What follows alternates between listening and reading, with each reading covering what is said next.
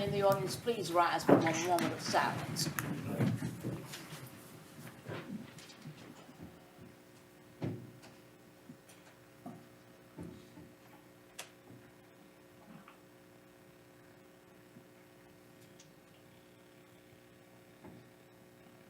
Thank you, and please join me for the Pledge of Allegiance to the flag.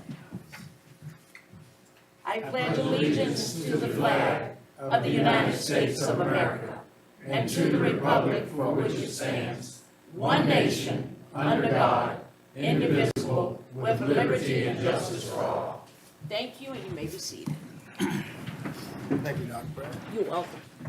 Mr. Chairman, at this time, I wish to recognize that Board Member Lou Gillum is participating this evening via remote telephone access, as required by the Board's electronic meeting policy in Section 2.2-3708.2 of the Code of Virginia. Supervisor Gillum has provided notice that he will have to be physically absent from tonight's meeting due to employment obligations. He has requested remote participation in tonight's meeting from his hotel room in Kissimmee, Florida. His request is in conformance with the Board's electronic meeting policy and the requirements of the Code of Virginia. Pending an objection from a member of this Board, Supervisor Gillum's participation shall be approved and noted in the minutes of this meeting. Take a seat. Does anyone have a conflict of interest? No. Okay. I guess we'll move on to election of chair.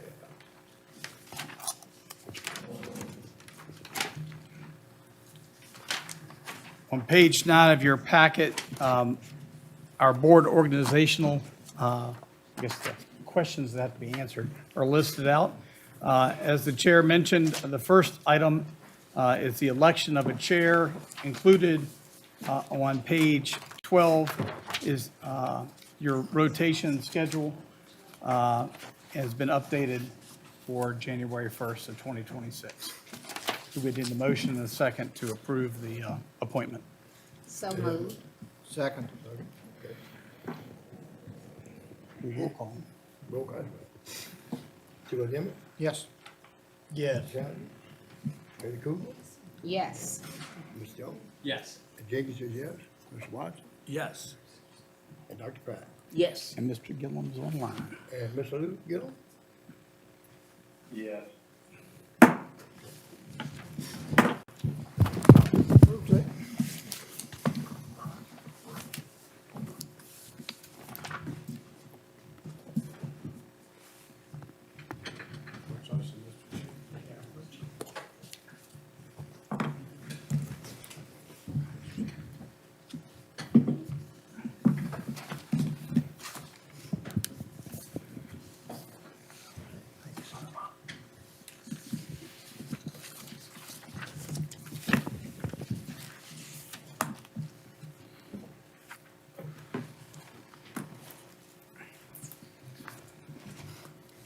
Thank you very much, Board. It's an honor to serve in this capacity. At this time, we will move on to the election of the Vice Chair.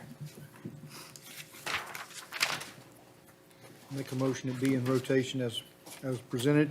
Second. Motion on the floor in a second. Mr. Emmerich? Yes. Mr. Townsend? Yes. Ms. Cooper-Jones? Yes. Mr. Watson? Yes. Mr. Jenkins? Yes. Dr. Pride? Yes. My vote is yes. The motion carries. Oh, I'm sorry, Mr. Gillum. The motion carries. Thank you.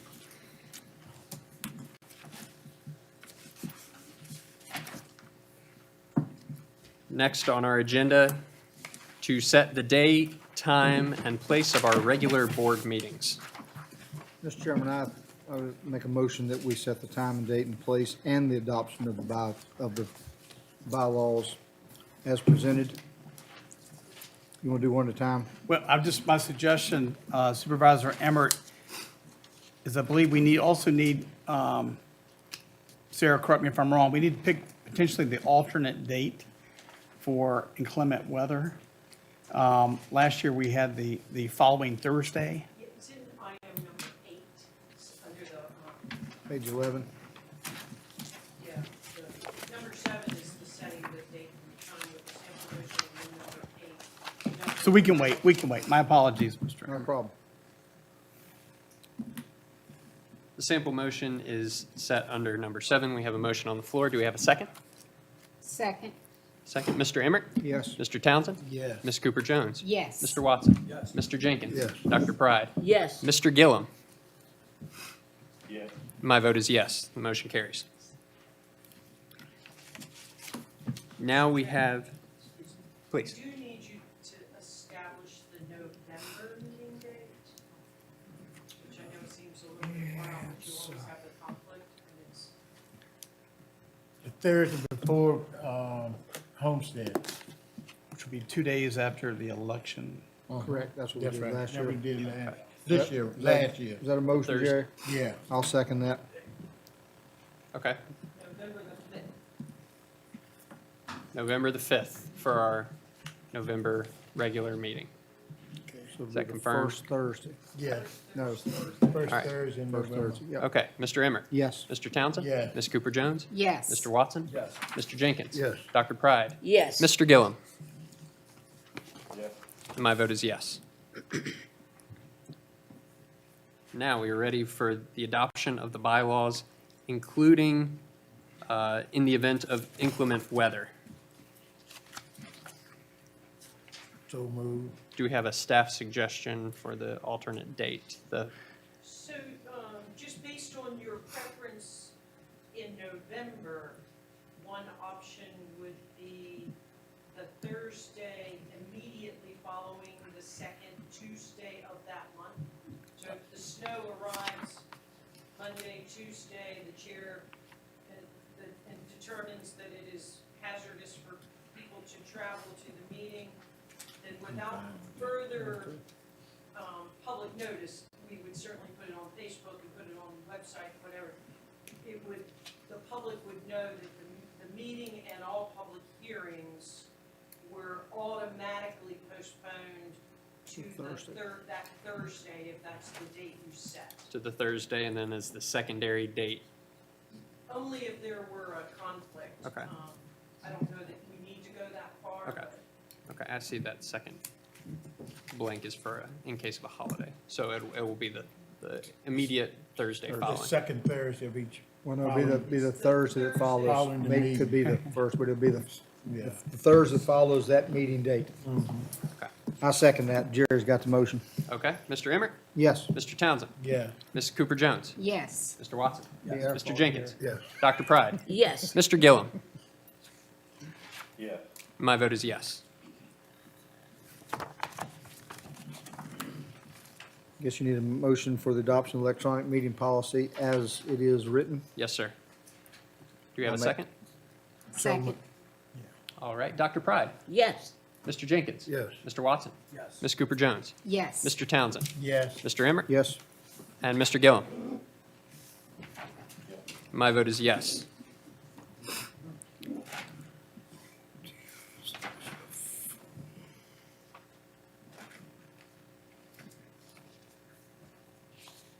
Number 10, selection of operating system. The sample motion is for the board's operating system for 26 to be standing committees as listed below, as appointed by the chair. We have a motion on the floor. Do we have a second? Second. Mr. Emmert? Yes. Mr. Townsend? No. Ms. Cooper-Jones? Yes. Mr. Gillum? Yeah. Mr. Watson? Yes. Mr. Jenkins? No. Dr. Pride? Yes. My vote is yes. The motion carries.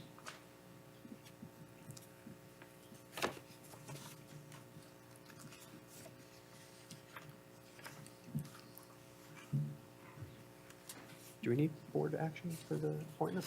It does. Under the bylaws, I think it still requires. Okay. Credit. I'd like to entertain a motion for committee appointments as suggested by the chair, included on page 10 under number 11.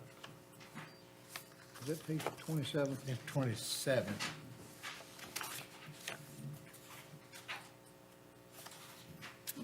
I move that we accept the committees as suggested by the chair. We have a motion on the floor. Do we have a second? Second. Mr. Emmert, Yes. Mr. Townsend, No. Ms. Cooper-Jones, Yes. Mr. Watson, Yes. Mr. Jenkins, No. Dr. Pride, Yes. Mr. Gillum, Yes. And my vote is yes. The motion carries.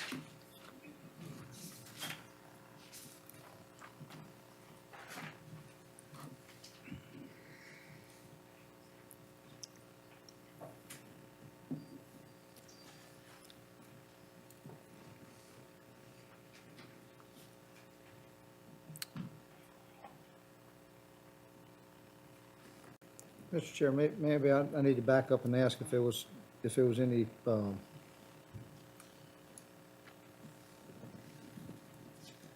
don't know what the word is I'm looking for right this second. Yeah. Two no's on that. Is there something that I'm missing? Am I not following something? Y'all catch me up here if I'm wrong. Is there any discussion, I guess is the word that was there discussion on that we didn't hear? Yeah, just before we got into it any further, I was gonna see if there's any discussion that. Hearing none, I'm done then. Okay. Next on our agenda is adoption of board rules of procedure for public hearings on page 30. 29. So moved. Second. A motion and a second. Mr. Emmert? Yes. Mr. Townsend? Yes. Ms. Cooper Jones? Yes. Mr. Watson? Yes. Mr. Jenkins? Yes. Dr. Pride? Yes. Mr. Gillum? And my vote is yes. The motion carries. Adoption of board protocol for public participation. As presented with amendments marked in red on page 32. So moved. We have a motion. Do we have a second? Second. Second, Mr. Emmert. Yes. Mr. Townsend. Yes. Ms. Cooper Jones. Yes. Mr. Watson. Yes. Mr. Jenkins. Yes. Dr. Pride. Yes. Mr. Gillum. Yes. My vote is yes. Adoption of protocol for Board of Supervisors comments. So moved. Second. Mr. Emmert. Yes. Mr. Townsend. Yes. Ms. Cooper Jones. Yes. Mr. Watson. Mr. Jenkins. Yes. Dr. Pride. Yes. My vote is yes. And Mr. Gillum. Thank you. The motion carries. Hard when they hear to say it. At this time, we have recognitions. Crystal's go. Okay.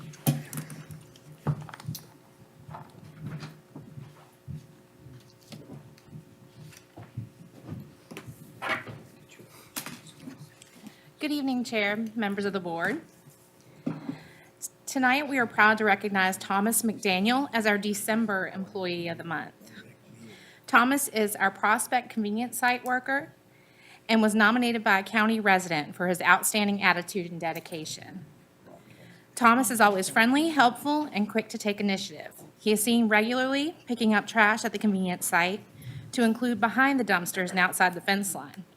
His energy, positivity, and strong work ethic have made a noticeable difference and are appreciated by both staff and the community. Congratulations, Thomas.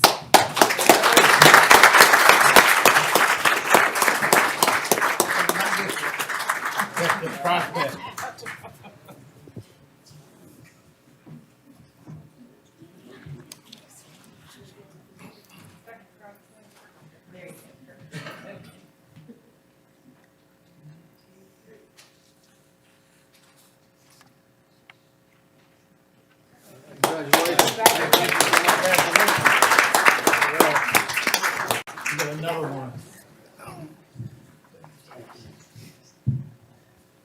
Okay, tonight, the board will also recognize Sean Howard, our IT director, as the January Employee of the Month. Say, Sean.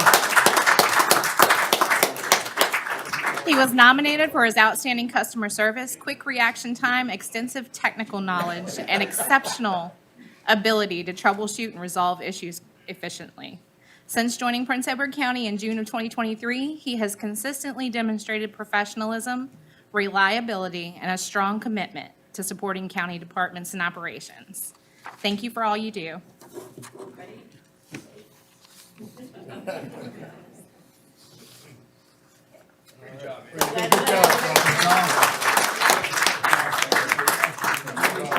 job, man. Bill, if you would, John. Bill, if you would come on and join us down here. Yes, be.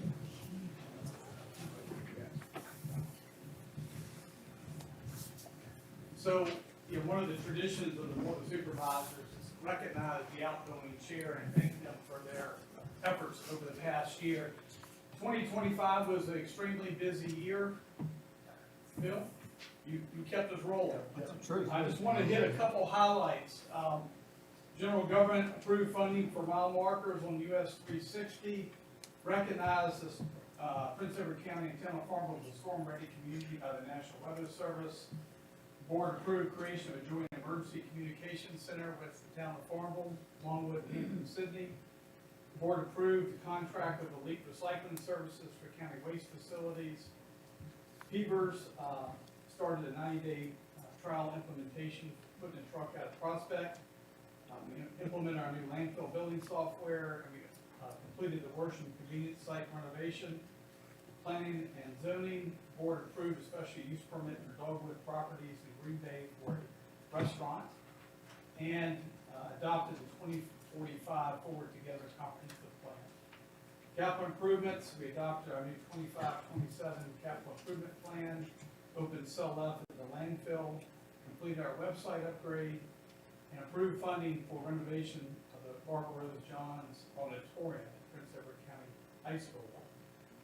We also, from an economic development standpoint, signed a master agreement, purchase and sale agreement for the Hit Park, welcomed Wawa to our community, Harbor Freight to our community, adopted a new economic development strategic plan, and the grand opening of 5 Pillar Meats.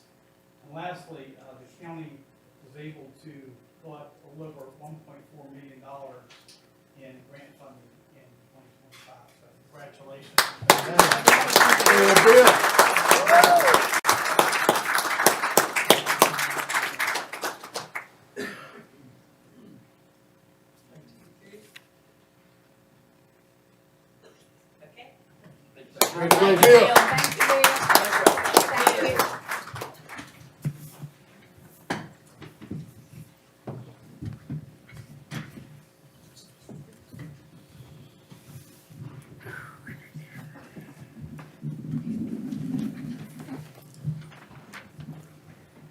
Mr. Chairman, before we get started, one last thank you I want to give. I want to take the opportunity to recognize the citizen volunteers who served on the county's Board of Equalization during 2025.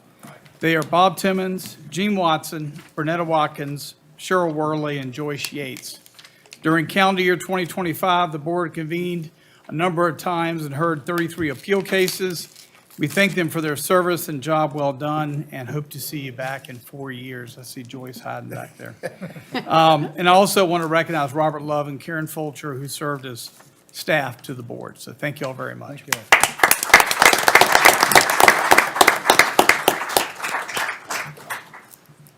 Thank you very much.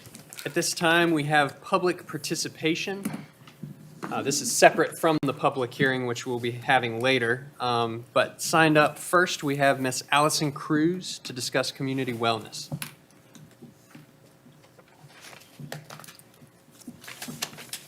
Thank you. Good evening, everyone. My name is Allison Cruz, and I'm thankful that we're all here this evening. And I appreciate the time and energy that each of you give to serve Prince Edward County. I wanted to start the year off with a couple community wellness items. I wanted to remind everybody about squad care. I invite everybody to visit the Prince Edward Volunteer Rescue website. For $50, it's a ride to the hospital. So it's like a donation, but anyway, you need to read more about it. It's a wonderful fundraiser and offers citizens a beneficial bargain. So it's a win-win. I signed up my mama today. On another wellness note, I would just like to ask everybody to use their headlights. Like, it's not just to see, it's to be seen. And so as a safety overall, we could all set that example. I would invite our local law enforcement to model it for us as well. The other thing I wanted to say is I'm so thankful for all the good things that I'm hearing about Prince Edward County Schools under the leadership of Chip Jones, who is here in our midst tonight. And I look forward to his appearance at the Monday meeting of the Prince Edward County NAACP at the Moton. And everybody, I think, is invited to that. Again, one thing that I appreciate is your time, and I really think that the no phones policy that's implemented in the schools could also have a great impact here amongst our Board of Supervisors, just so we know that you're giving us your undivided attention. And in closing, I just wanted to share a personal experience. My friend from the Farmville Detention Center has been deported this year. I first visited him last October in the Core Civic Facility. He arrived at the Farmville Detention Center in June. He's from El Salvador, and he spoke good English. He'd been in the U.S. for 21 years. He had worked with a big company as a crane operator. He was very proud of his work, and he shared that he had helped on projects at UVA building the hospital there. He missed his wife and his 3 children. Their oldest is 17 and has numerous college acceptances. Their youngest, severely autistic. They lived about an hour from us, and it breaks my heart. So I just wanted everybody to know that we're not housing immigrant criminals for ICE in Farmville. Out on 508 Waterworks Road is home to a lot of hardworking humans just like us. Thank you for your time, and blessings to all. Next, we have Mr. Howard Armistead. Yes, thank you, Harrison. Mr. Jones. Chairman. I'm Howard Armstead. I've been a virus disease researcher for 35 years. That's a pretty long time, since 1990.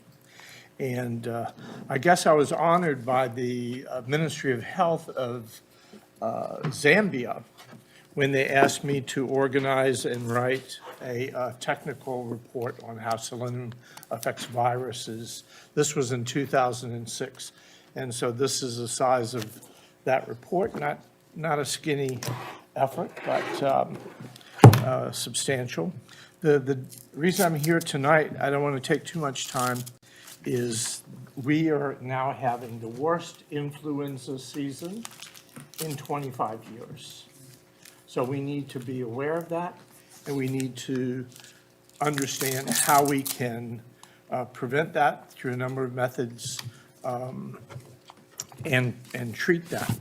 The fearful thing is that the CDC and the NIH are not aware of that naproxen is and a lot of people know naproxen, it's Aleve, is the #1 most effective drug in treating influenza.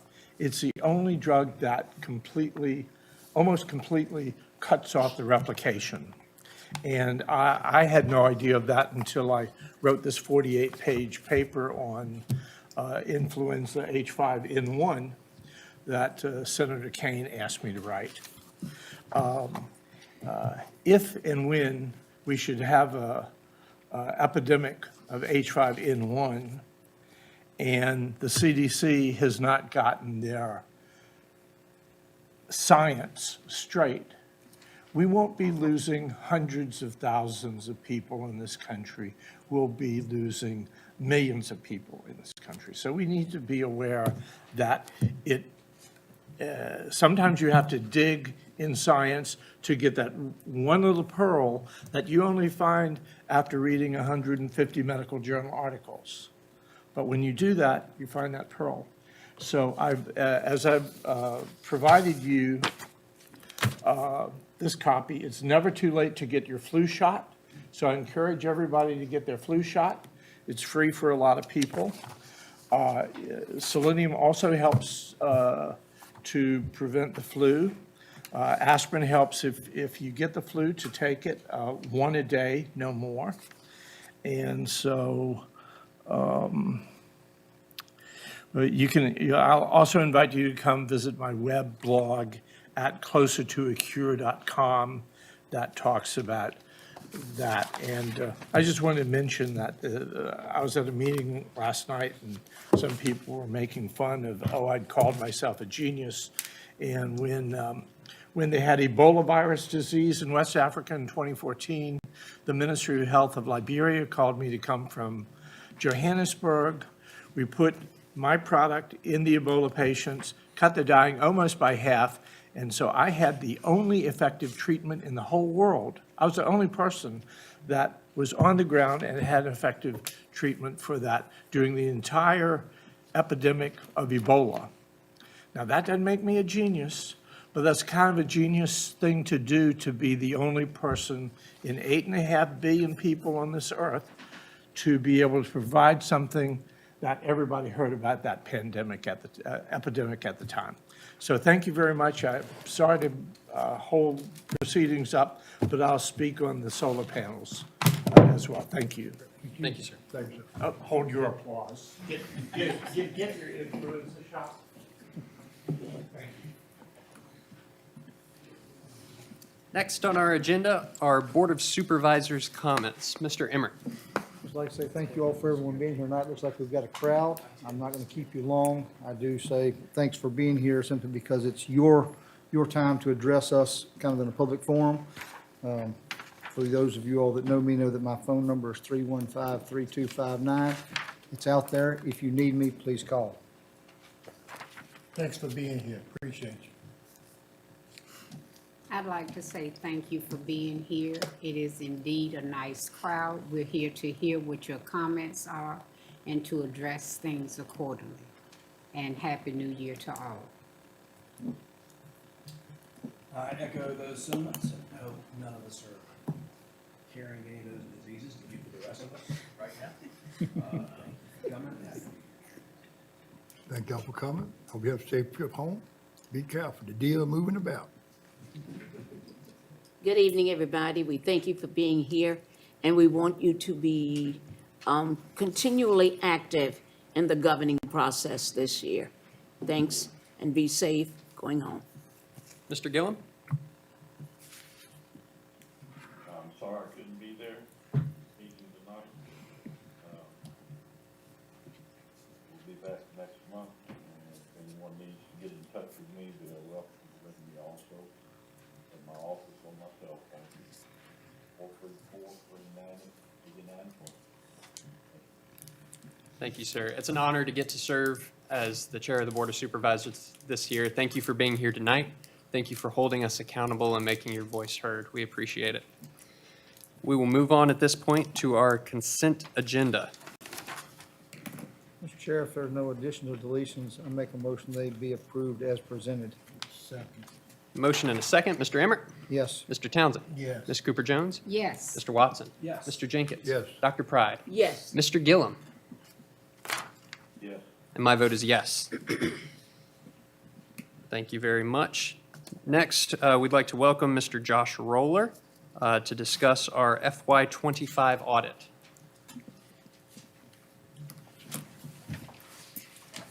Josh, me and Jerry are still here. Yours, man. I know, I'm still working on it. One of these years we'll find it.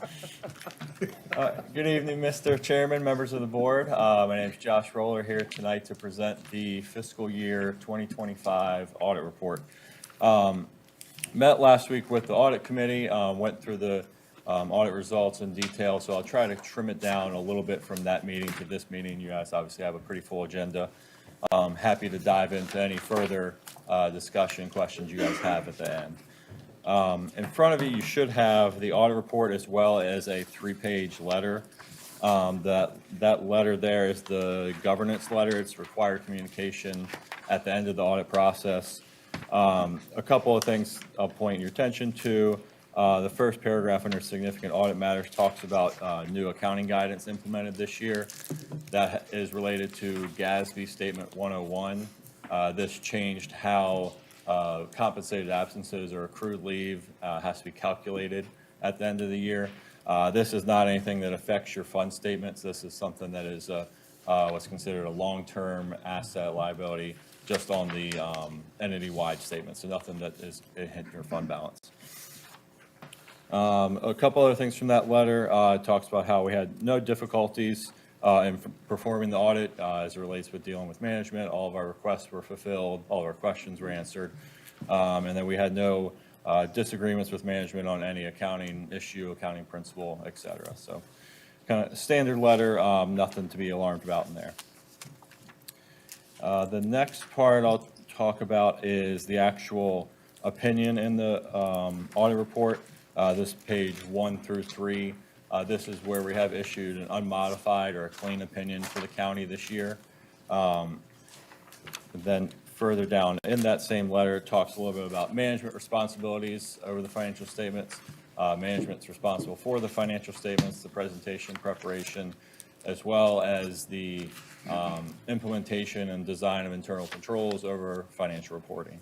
The auditor responsibility on the other side of it is to develop a plan to test those controls, to test the financials, to get to a final ending point of that unmodified opinion, which we have done. The next places I'll point your attention to are Exhibits 3 and Exhibit 5. And we talked a little bit about these numbers the other day too, but so Exhibit 3 is your balance sheet for your governmental funds, most notably your general fund, general operating fund of the county. The ending fund balance for all governmental funds at the end of June 30th, 2025 was $45 million. Of that $45 million, the general fund balance was $36 million. And how we got there was Exhibit 5. This is your statement of revenues, expenses, and change in fund balance for the year. The total increase in fund balance for all governmental funds was $7.1 million, and the general fund just by itself was $7.8 million increase. And the last part, I'll flip forward quite a bit in the report. Towards the very end, there are 2 other additional letters from us. The first is auditor's report as it relates to internal controls over financial reporting. This is where we're saying that we tested internal controls. We don't give an opinion on the internal controls, but during our testing, our audit work, we had no issues that need to be noted in this, so a clean report there. And then the last of the 3 letters from us is related to the federal compliance piece of the audit, known as uniform guidance. You know, we have to test different programs every year, depending on the size and the last time we audited it. This year, we're both at the school board, the school child nutrition cluster, as well as the ESSER funds at the school were the 2 major programs we had to test this year. And as a result of our testing, we had no matters of noncompliance to disclose there. That is a clean opinion as it relates to uniform guidance as well. The one other thing I'll mention is the last couple years, there has been a state compliance issue on the school board side. There was a late filing of the annual school report. That has been fixed. It was filed timely this year, so there's no compliance finding for the school this year. And happy to field any questions or kind of dive into any numbers, any exhibits that you guys have at this point. Excellent. Very good. I'm gonna let him go, Gary. I'm gonna let you slide this time. Any questions for Mr. Rowley? Mr. Chair, I just want to make a quick statement that, I think where we were 5 years ago, we made significant strides in-house in dealing with accounting issues. And I want to say we had, maybe like 3 journal entries this time. And 5 years ago, we probably had over 80. So congrats to Cheryl Stimson, our finance director, and schools for getting on top of the issues and coming up with a clean audit. Yeah, absolutely. Improvement across kind of, from social services, treasurer's office, schools, county, finance. It was come a long way in the last few years. Like you said, there were, 80-something journal entries in this year, down to 3, and all 3 of them were what we consider to be immaterial, meaning that even if they weren't made, the financial statements, it wouldn't change our opinion whatsoever, kind of small in nature, but, so. Wonderful. Thank you very much. Thank you, Josh. Thank you. Thank you all for having me. Thank you. Mr. Chair, there's a recommended motion on page 67 in your packet. Accepted as- I'd like to entertain a motion to approve and accept the fiscal year FY '24 to '25 audit as presented. So moved. Second. We have a motion and a second. Mr. Emmert? Yes. Mr. Townsend? Yes. Ms. Cooper Jones? Yes. Mr. Watson? Yes. Mr. Jenkins? Yes. Dr. Pride? Yes. Mr. Gillum? Yes. And my vote is yes. The motion carries.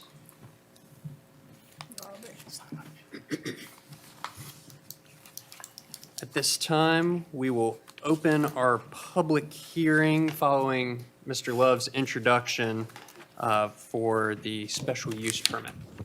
Mr. Chairman, members of the board, tonight you have consideration of an application the county has received, a request by Tobacco Trail Solar LLC for a special use permit to construct and operate a 150 megawatt solar energy facility on land totaling 2,324 acres.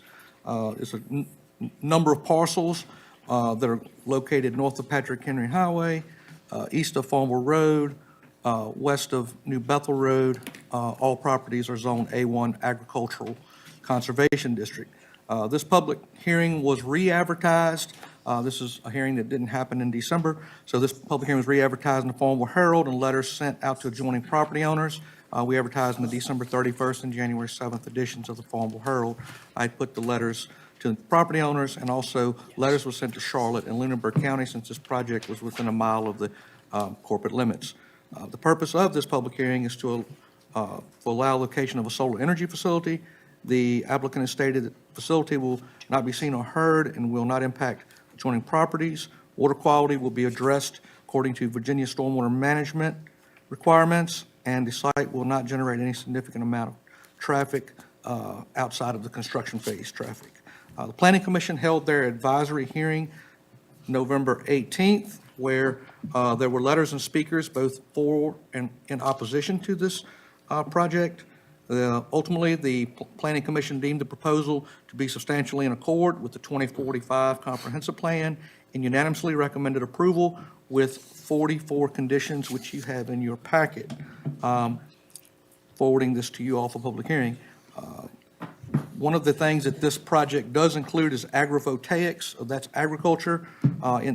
In agrivoltaics is known as dual-use solar, is a practice of co-locating solar facilities and agricultural use on the same land.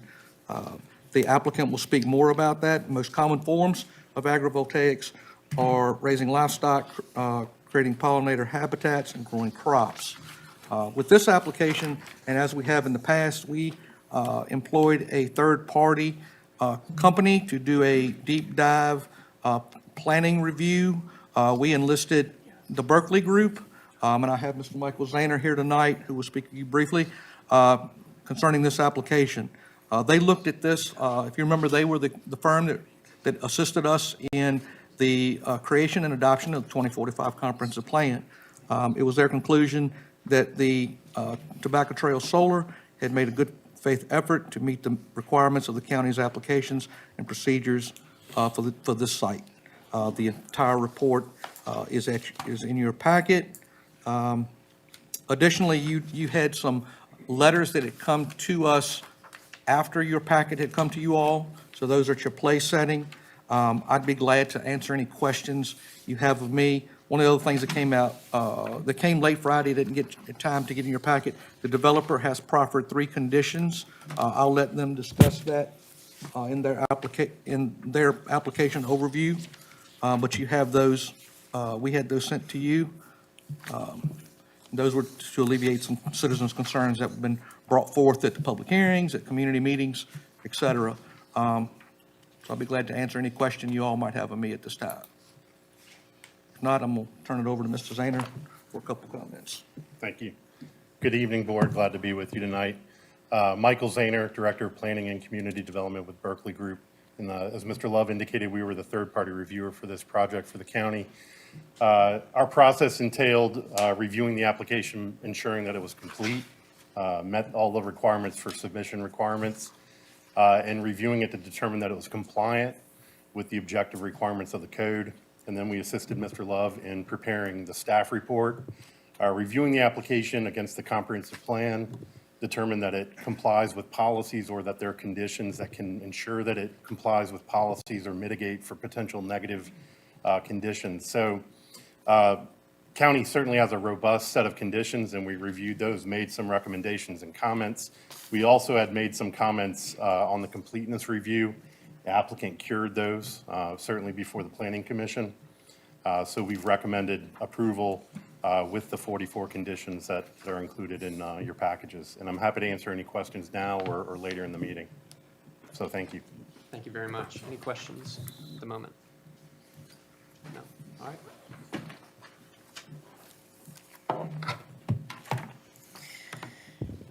Thank you, Mr. Chair and Supervisors. My name is Whitney St. Charles. I'm the Development Manager for Tobacco Trail Solar. I'm joined this evening by Heather McAllister, the Permitting Manager for Tobacco Trail Solar.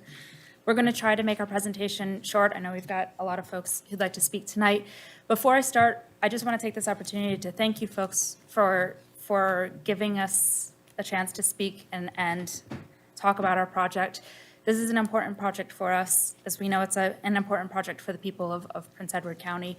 It will become a challenge someday soon for folks to pay their electric bills, and we hope that Tobacco Trail can help address that issue. We have had many conversations with members of the public. We've spoken with some 5,000 Prince Edward County residents to talk about the project and make sure folks are comfortable. If Heather and I do our job well tonight, you will hear that we have taken those comments seriously. At each opportunity that we have spoken with members of the public, we've made adjustments to our plans, our project application, including those proffers which are in front of you tonight. Those proffers include avoiding construction traffic on New Bethel Road, Verso Road, Mount Pleasant, and CC Camp Road, as well as a 250-foot setback from Highway 15 and a 500-foot setback from parcel 111A-4A. Bear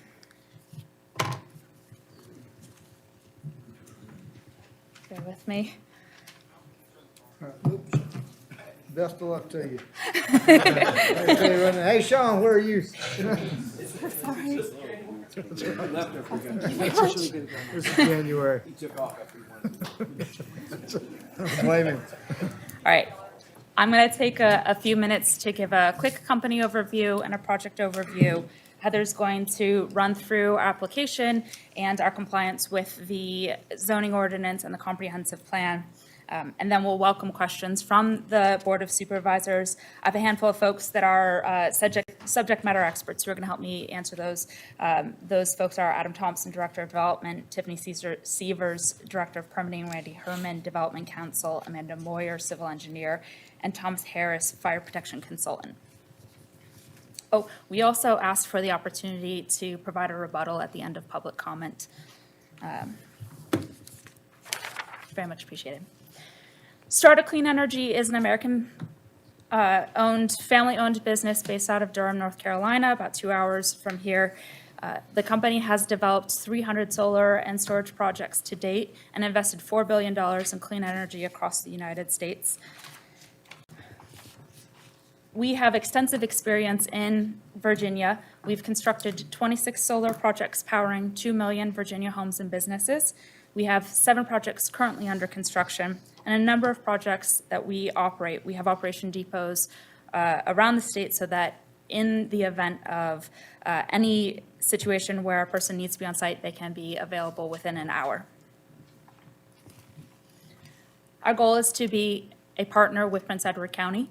As I mentioned, we've spoken with quite a few folks. We've had 4 community meetings, one as recently as last week. We heard from folks that they're concerned about rising energy costs, fire and emergency response, visibility and view shed, impact on agriculture, stormwater management, and wildlife management, and we'll speak more about how we're addressing those in our presentation. The project is a 150 megawatt project in the southern portion of the county near Briery and Verso. There are approximately 2,300 acres included in our application, but only 610 of those will ultimately be under panel. There'll be an additional 500 acres disturbed for stormwater controls, but we're leaving 1,100 acres as conserved open space. This is a $317 million capital investment in Prince Edward County, and the project does not include any battery storage. Strata utilizes silicone solar panels. So these panels are a compilation of silicone wafers with silver conductors providing the channel for the electricity. Those are encapsulated in an EVA waterproofing with tempered glass on the outside of those and an aluminum frame. The panels track with the sun, so there are trackers moving those panels as the sun moves across the sky, and those are on steel posts driven into the ground. Before you tonight is our siting agreement, which outlines for the county a revenue share, which starts at $230,000 in annual revenue and increases over the life of the project for a total of $11.6 million in revenue share. In addition, taxes on the property will increase, tax revenue for the county will increase 750% over the existing tax revenue. And we are committing to $4 million in direct payments to Prince Edward County and the local community before the project even starts putting power on the grid. The Commonwealth of Virginia is on track to be in a deficit for power as soon as the summer of 2026. This is a tremendous issue for folks here in the Commonwealth. Dominion Energy's 2025 Integrated Resource Plan stated that energy demand will be increasing 6.3% every year so that it will more than double by 2045.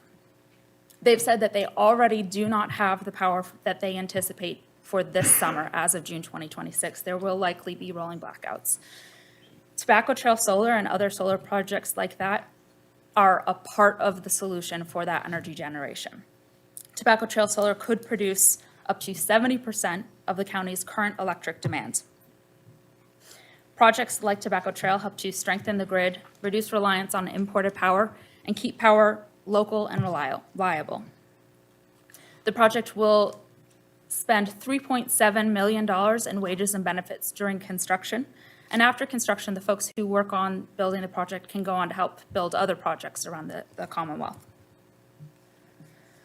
We heard during Planning Commission that there was a lot of concern about how we're responding to fires on the site, how the project is designed in the event of any emergency. So we have worked with the Emergency Management Coordinator, who's also the chief of the local fire district, Mr. Trey Pyle, to provide this safety and emergency response plan. What you see on the screen in hash are the array areas. Those are where the panels will be. And everything in green is a 20-foot clearance for emergency response vehicles. It's my understanding that with this safety and emergency response plan, access to the site would be improved over the current site so that there is actually better preparedness for responding to fires than there is today. With that, I'm going to let Heather take over an overview of the special use permit application. Thank you.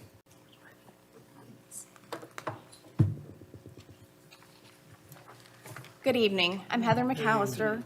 I'm the permitting manager for Tobacco Trail Solar, and we are super excited about this project and excited to bring this project to Prince Edward County.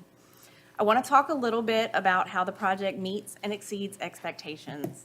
The project is in conformance with the comprehensive plan and the zoning ordinance. As Whitney discussed, this project will provide substantial financial investment to the county. This project is also a self-sustaining project. As opposed to something like a residential development, this project would not have any impact on the county's resources. So the schools, water, sewer will not be impacted by this project. And post-construction, transportation will not be impacted by this project. One of the biggest questions that we heard is, will this project be visible? And we understand that worry, and we want to protect the rural viewshed. We will be employing screenings and buffers throughout the site. The site has traditionally been used as a timber operation. However, there's not any mature timber left to harvest on the site. This gives us plenty of existing vegetation to use for screening and vegetated buffers. In areas where that existing vegetation is sparse, we plan to replant. The pictures on the left are what the site will look like post-construction from the road, and as you can see, the project will not be visible. The picture on the right is an existing solar project located in Virginia. This solar project used 100-foot vegetated buffers. Our site is proposing well over that, and as you can see in this photo, the site is not visible from the road or adjoining properties. We understand that farming is an important aspect to life here in Prince Edward County. This project intends to utilize agrivoltaics throughout the site. This way, the site will not only be generating power, but it will also be used for farming. Sheep grazing in the project area is one of the many options available for agrivoltaics. We will be partnering with Virginia farmers and extensions to select the best agrivoltaics program for this site. Proper erosion and sediment control and stormwater management are essential on a project such as large as this. We have a plan to have increased erosion and sediment control and stormwater management controls both during and after construction. Examples could include things such as utilizing super silt fence, adhering to a strict construction sequence, matting to improve seating stabilizations, and added protections to any areas of concern. We will be using temporary and permanent stabilization methods on any areas not under active construction throughout the site, and we will maintain those stabilizations. Post-construction, we plan to seed areas appropriate with pollinators to enhance the site. The site will have 1,100 acres of preserved buffers throughout. That's almost twice the area that's under the panels. We are setting back from all wetlands and all streams. And as I mentioned, we'll have increased erosion and sediment control and stormwater measures, both during construction and post-construction. Our setbacks are well over what is required by the county zoning ordinance. For instance, the zoning ordinance calls for a 75-foot setback to all public right-of-ways, but on Route 15, we're committing to 250 feet. These increased setbacks allow us to protect the rural viewshed and ensure the project is not seen from the outside. Wildlife corridors are areas throughout the site where the animals can migrate around the site. Hunting and wildlife are important to my family, as I am sure it's important to many of you. We want the animals to have a way to migrate through the site safely. The yellow arrows in the pictures identify the wildlife corridors. Basically, the panels and infrastructure will be inside a safety fence, and outside the fence will be vegetated wildlife corridors for the animals to traverse through. A decommissioning plan was included as part of the special use permit application as Attachment E. This plan is required and will be reviewed by the county. This plan discusses how we are going to restore to pre-developed conditions, which includes removal of components and revitalization of the land, of which approximately 90% of the components will be recycled and any waste will be taken to a permitted landfill. The estimate is currently around $16.5 million, which Tobacco Trail will have a surety in place to cover the costs so that the landowner and the taxpayers won't pay a cent. Prior to finalizing, the county will have the opportunity to review and approve the steps to decommissioning and the surety. To summarize, Strata has worked on several projects in Virginia. We have a workforce located here in Virginia. Safety is our #1 priority. Building this project makes us part of the community. We are addressing the community's concerns, and we want to be good community partners and ensure that this community prospers. This project will provide substantial economic benefits for the county, and the project is a sustainable development. We are responding to fire and emergency response concerns. We will be protecting the Royal Viewshed, and we are working to provide agriculture on the site. We will be providing exceptional stormwater management controls, and we are considering the impact to wildlife.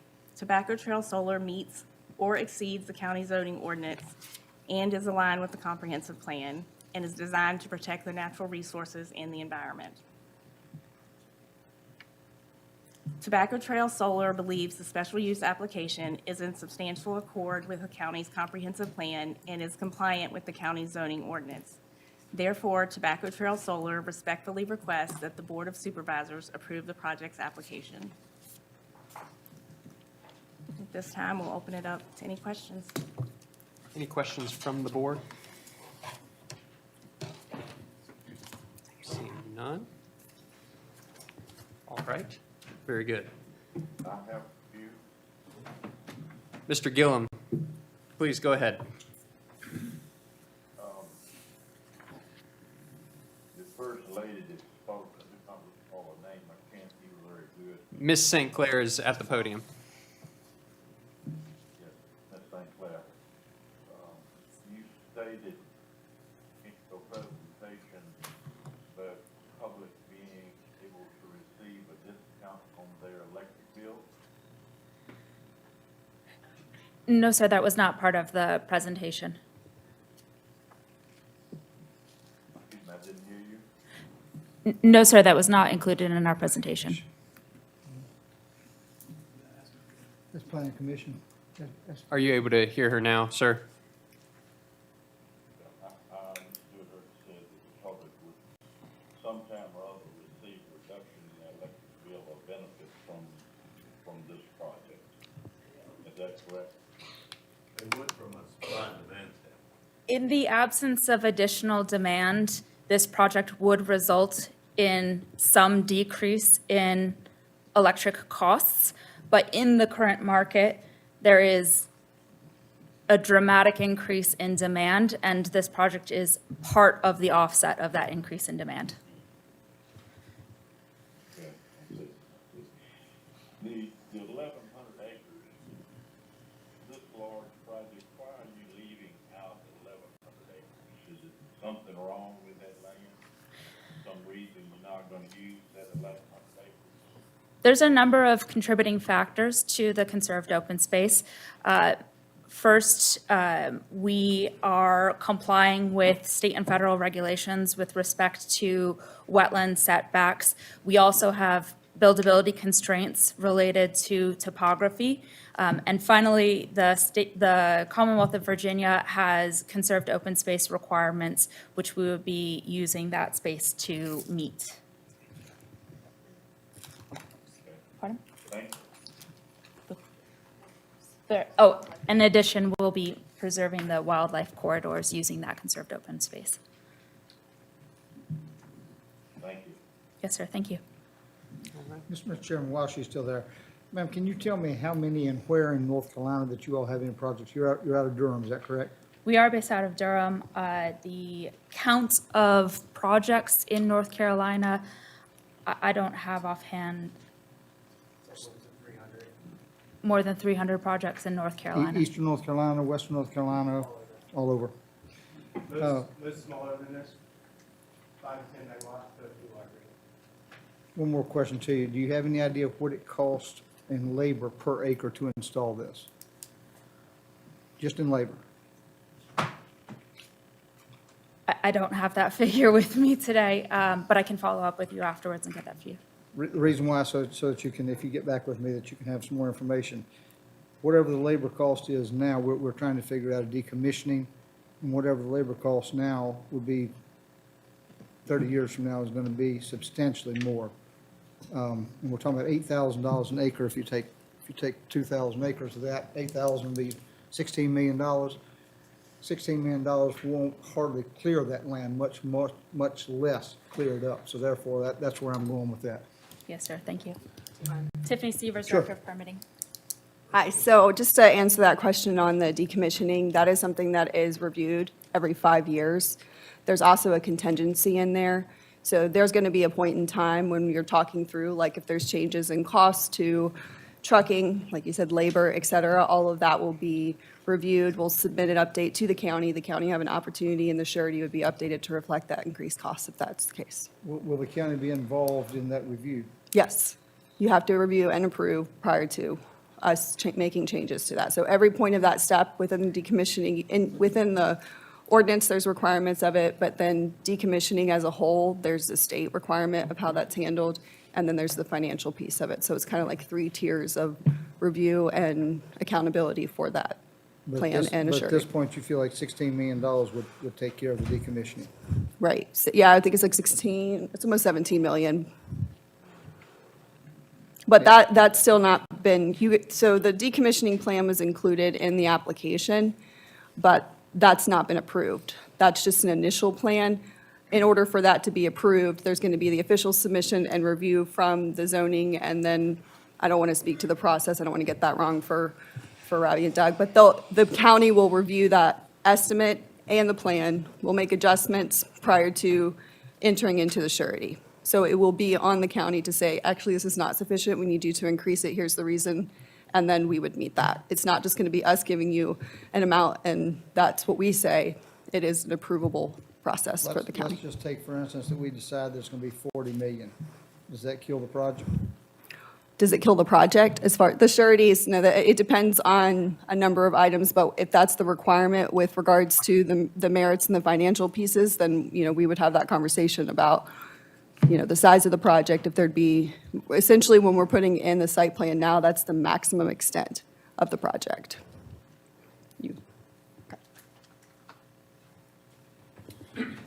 I'm happy to try to address your question. So, condition 40 in the recommended conditions states that the amount of the surety required shall be 100% of the estimated decommissioning cost estimated at each surety review date, so every 5 years. The estimated cost and surety to meet the above requirement shall be reviewed by the county administrator on each surety review date, at which time the county administrator shall determine if the estimates adequately reflect the decommissioning cost and any scrap or repurposing value. We also provide review services for that, most recently for Buckingham County. Usually, an engineer prepares that surety and the value. We review it, make sure it's in accordance with the conditions, with the stipulations, and before permits are issued. Do you know how much theirs went up from the time they started? And let's see, 2 of those projects have been in business 5 and 7 years, is that correct? We've not reviewed the renewal. We've reviewed the initial one. But every one I've looked at, they account for labor costs of, the different lines, whether it's E&S, total decommissioning and reclamation.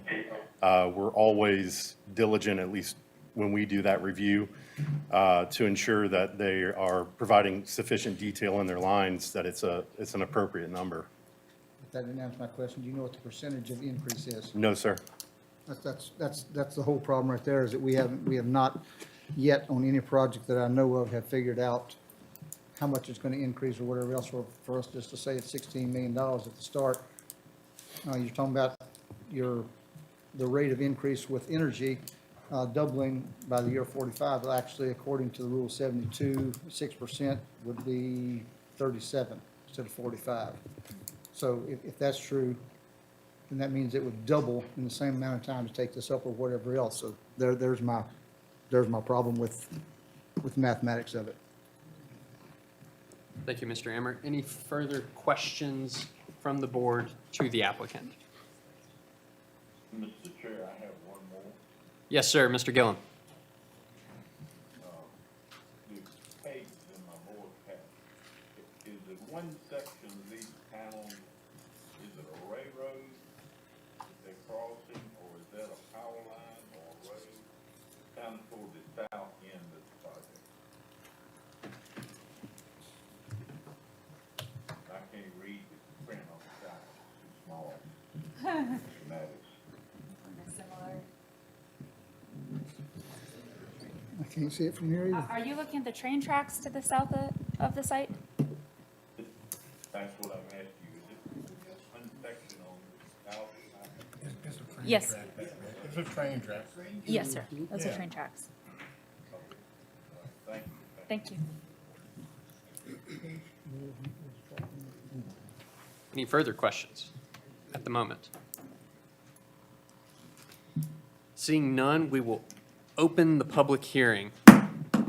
Now we have 3 pages of folks signed up to speak. Everyone's going to get 2 minutes please keep your comments concise, and we're going to have to move on to the next person at the 2-minute mark. So thank you for your cooperation and your grace as I try to get your name right. First on my list is Mr. Michael Johnson from Meharan. Please take the stand.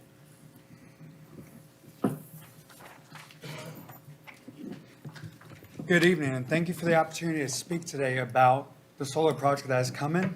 Thank you each for your time, as well as our friends and neighbors from around Prince Edward County. I want to shine a light on the opportunity for employment and economic growth that solar could provide into our county.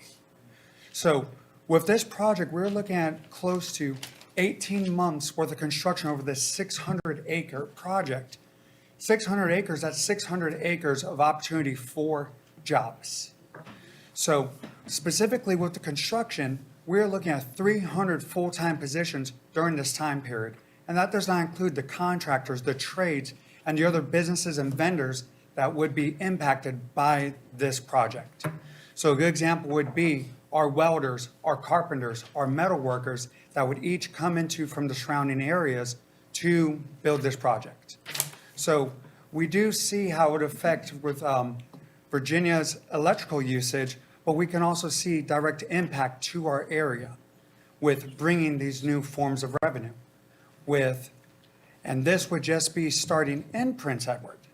Who's to say that these opportunities of people that work at these job sites could not look into other projects within our surrounding counties for more longevity, for more growth potential? So when I see solar, I think of jobs. I think of more money entering our areas into our pockets. As a small business owner myself, being based in Meharan, just from my own experience with my business, when this enters our area, I can add dozens of jobs to my business. What would that say for other businesses within our areas? Not just personal growth, business growth. So I hope with that we can make more of a decision towards that. Thank you all very much for your time today. Thank you, sir. Next up, Marcus Gray from Pittsylvania County.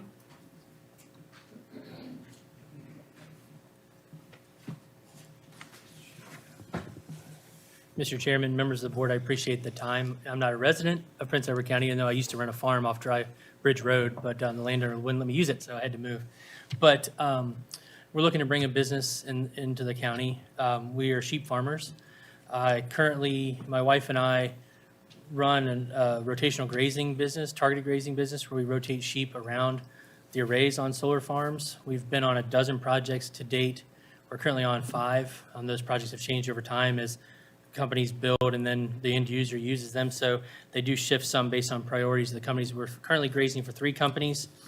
And solar is a massive opportunity for producers, not just a landowner, not just the county in terms of tax-based change and things like that, but it gives us an opportunity to further drive economic benefits, through our operations, through feed stores, veterinary supplies, and things of that nature, equipment. So we can have this huge ripple effect for agriculture here in the area. We started out with 25 sheep, and we are now at 1,300. So this is, I use that to illustrate the point that this is an opportunity. It's not just people talking about an opportunity.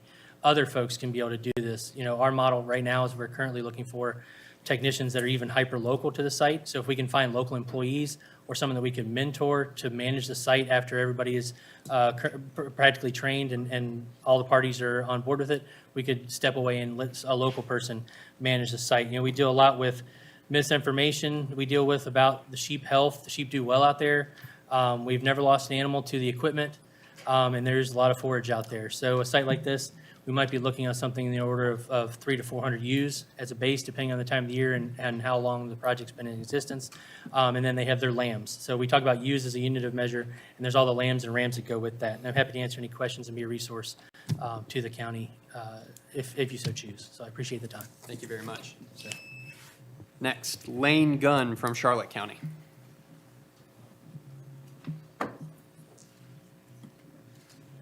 Good evening, Board. I appreciate your time. I'm Lane Gunn. I'm the Chairman of the Board of Directors for the South Central Virginia Business Alliance. I'm also a project manager with Red Oak Excavate. I'm going to give you some statistics about solar projects.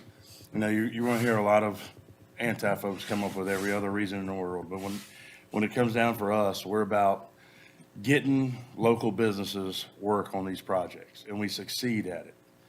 We've worked on 11 solar projects to date, just my company alone.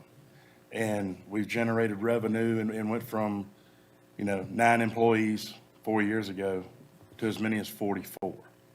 And these projects, as they come into our communities, around the state, we can move from one project to another.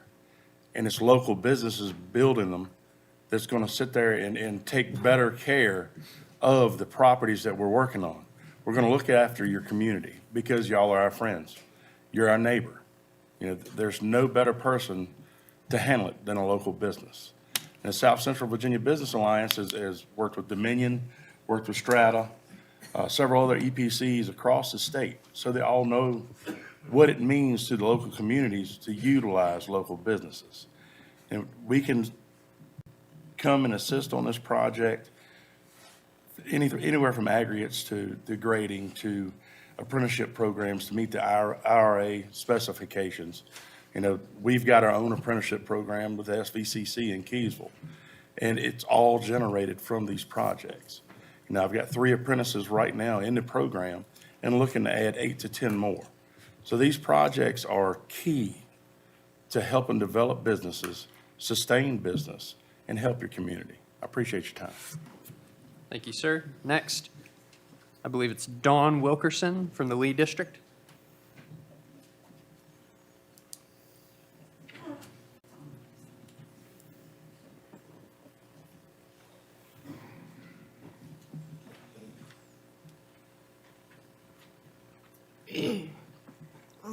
My name is Dawn Wilkerson, and I live in the Lee District. I'm here to ask for y'all's support in the Tobacco Trail Solar Project. I feel that this project will benefit the county. It's going to generate revenue for the county that can be used for so many different things. The police department, the fire and rescue, as everybody's mentioned, jobs and all. My husband, I lost my husband last December. We own 2,100 acres, approximately 2,100 acres of the project. So my husband, he worked for close to 10 years to put all this property together. We worked together. We had a logging business, a timber harvesting business, a family business. So it wasn't just me and my husband, it was my brother-in-law, my sister-in-law, other family members.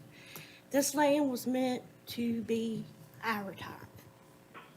As self-employed people, you have ups and downs and ups and downs. And my husband purchased this land and put it all together. We cut the timber on it, which benefited our business. We had the land that is, for us, for our retirement and for our family. And I feel that Strata is an excellent company. I feel that they answered all the questions and concerns that everybody's asked and mentioned.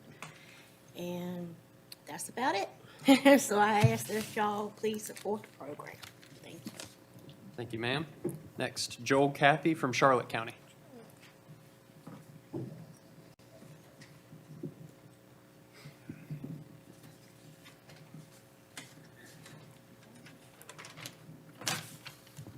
Hello, my name's Joel Cathy.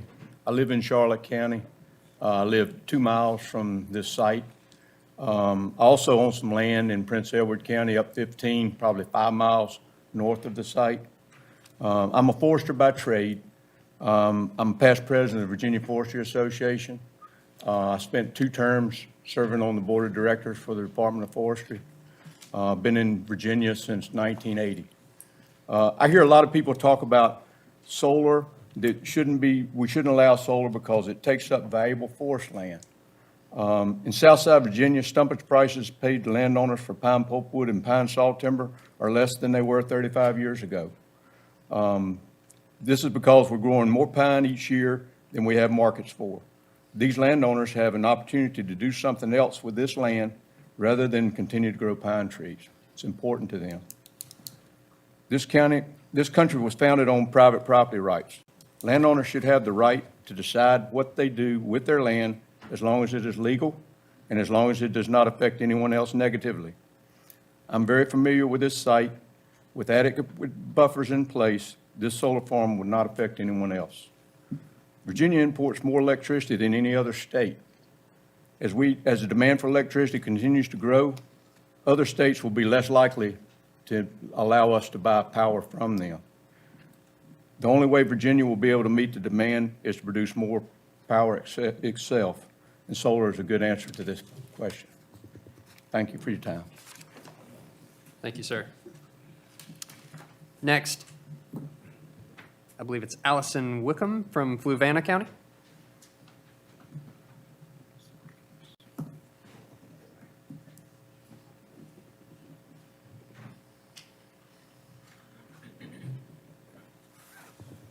Good evening. Good evening. My name is Allison Wickham. I do live in Fluvanna now, but I was probably bred and most certainly raised in Powhatan County. And my mom lived right here in Farmville, so connection to this area and to Central Virginia at large.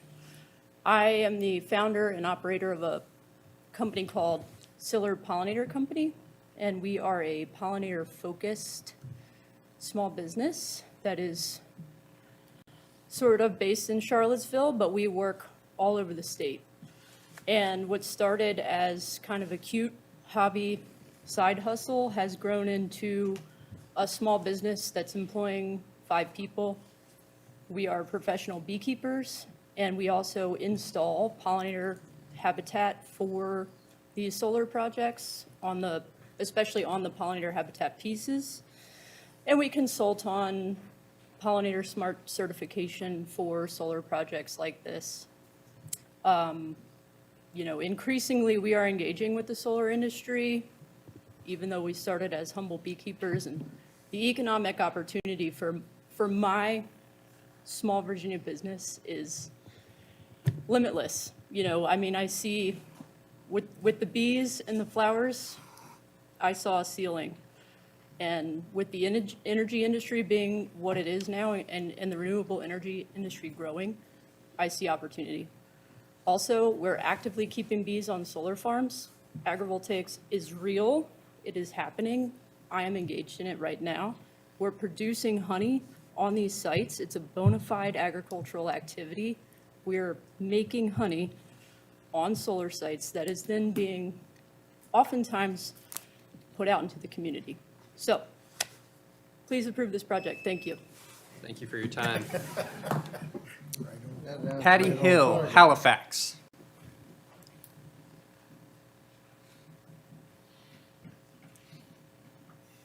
Patty Hill. We'll come back. Francis Hodsall from Arlington.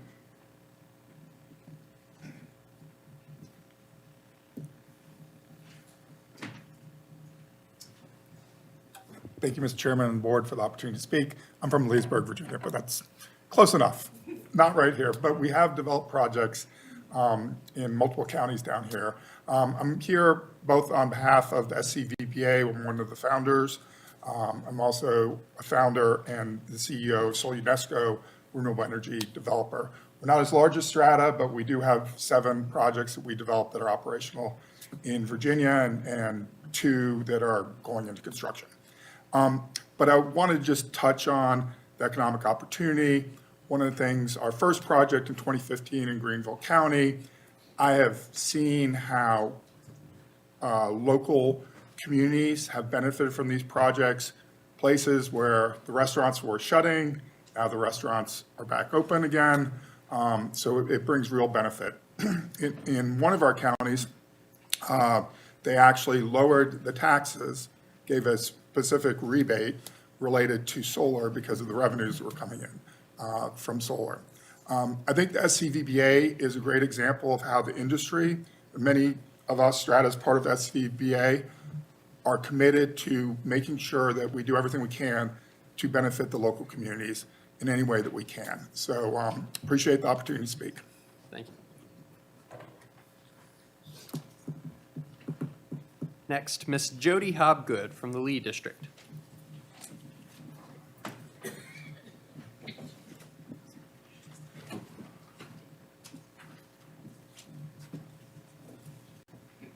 Good evening. Good evening. Thank you for having us today, and thank you for everybody coming out today.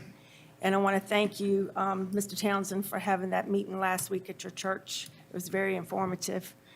It's still a lot of things that have not been panned out with this company. They were very, very promising. But I just want to hit a couple little highlights. Farmers are usually against solar. With solar, there are concerns about losing their prime agricultural land for production for our food. Negative impacts on our own health and wildlife. Changes to the landscapes happen also. Homeowners have concern for solar for lower property values, higher taxes, and utility bills. And what I'm talking about, utility bills, is the electric bill. And they can say that the electric bill is not going to change. It is going to change. It's going to be higher because you're likely using more power than your panels can provide. And I'm talking about the winter and the nighttime. The wintertime and the nighttime, you need that sun, and you're not going to have that much sun to help with the solar panels. Your net meter credits are less valuable than the grid power can cost. The solar system does get old and it gets dirty. And to fix it, you've got to clean the panels when they get dirty. There is multiple upgrades when necessary. There's a light side for the solar, that's going to give us 20% of energy. The dark side is it requires more energy and fossil fuels to keep it up. Toxic chemicals are used in solar for the manufacture process, which do more good than harm. There is a lawsuit, a $15 million lawsuit against Dominion Energy and 2 contractors in Louisa County. I know the board has their own map and their own thing, but I want to address something to you. This is God's land, and God made this for all of us. And it is a shame that we're going to have people to tear this down. This is our memories. This is our land, and we need to stand for it. Please protect us. Thank you, Ms. Hopgood. Thank you. I say no. Next, we have Robin Simpson.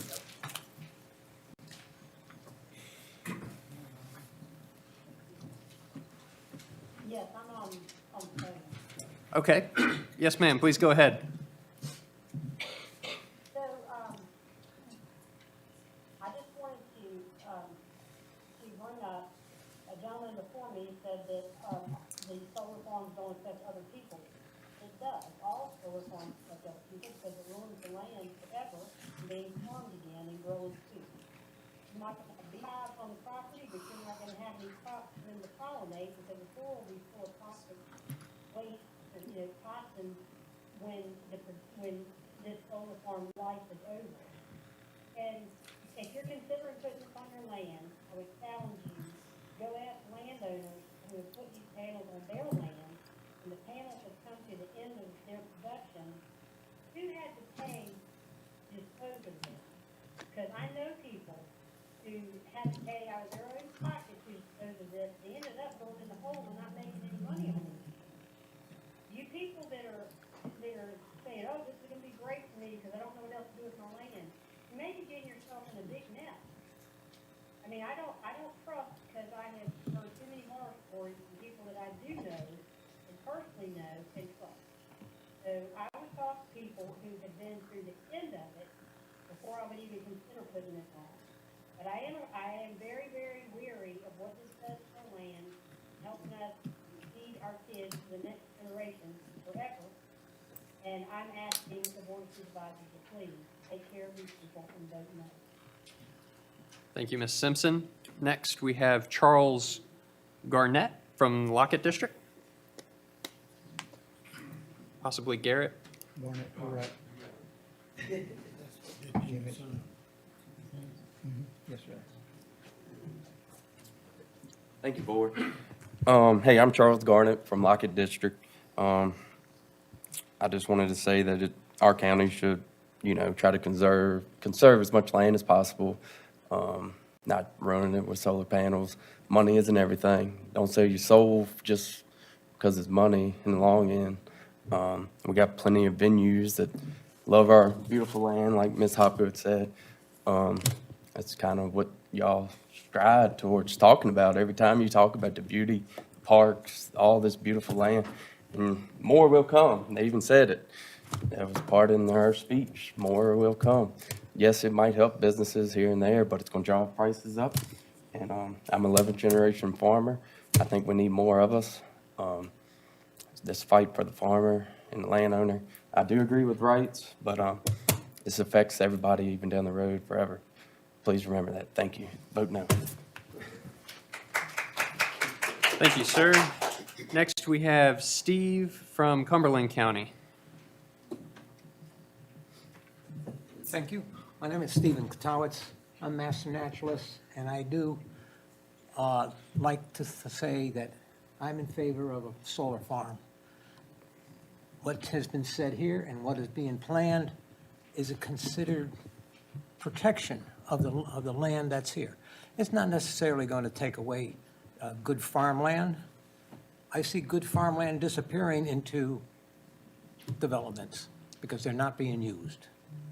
So here in the, with the solar farm, we talked about grazing. Go to Europe, you see solar farms, and they use cattle, sheep are grazing. Best part, pollinators. The bees and the gardens that are put up are going to help feed the people. You know that when you lose your bee pollen and on your pollinators, you're going to have a problem getting your food. So what they're doing, proposed to be doing, I approve. Thank you. Thank you. Next, Miss Dorothy from the Lee District.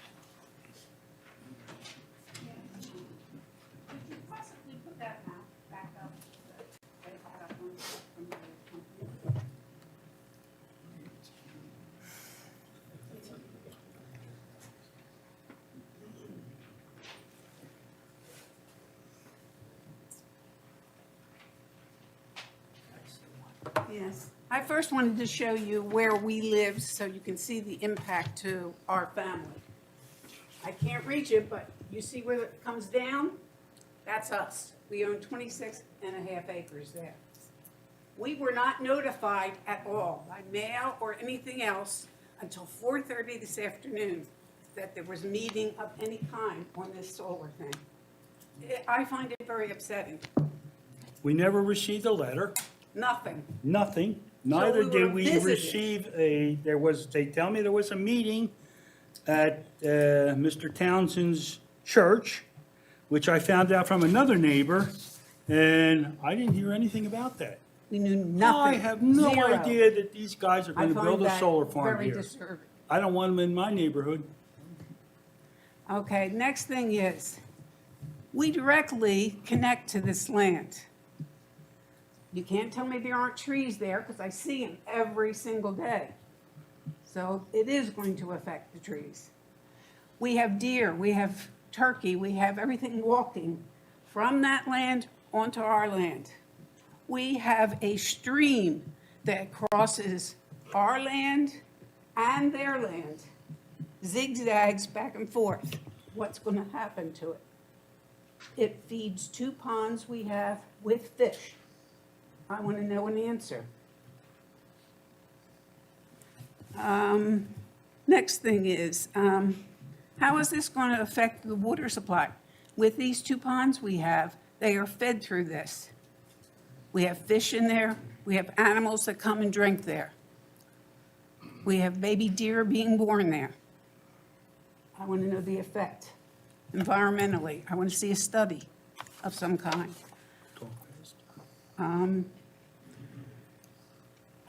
What effect will this have on my land value would be my biggest thing going down the line. Thank you, ma'am. And David can attest to it because he's been on our I've list. signed up right behind her. Carl? Carl? Yes. Okay. Stay here with that paper, please. Which I can't read. Here. Environmental impact is what I'm concerned about, okay? Now, you're gonna cut down trees, you're gonna clear a path, there's gonna be a big open field with all these solar panels. Don't tell me you're not gonna have watershed or water runoff. What are you gonna do with that water? Where's it gonna go? My property? You're gonna start flooding my ponds? My property? I'm gonna be flooded out? No, that ain't gonna work. The other thing is, you have a fire. Where are you gonna get the water from? Not You're from my gonna pond. knocking on my door, coming over to my pond, pumping?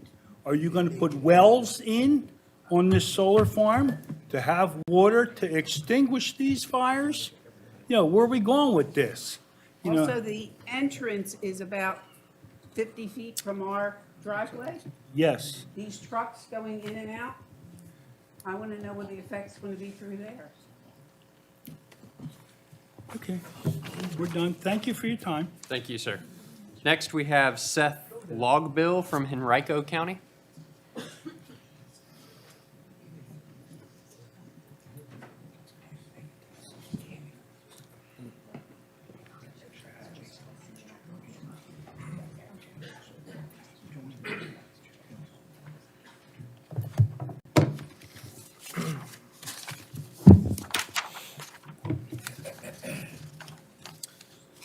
Good evening, members of the board. My name is Seth Cogville. I'm here representing Energy Right.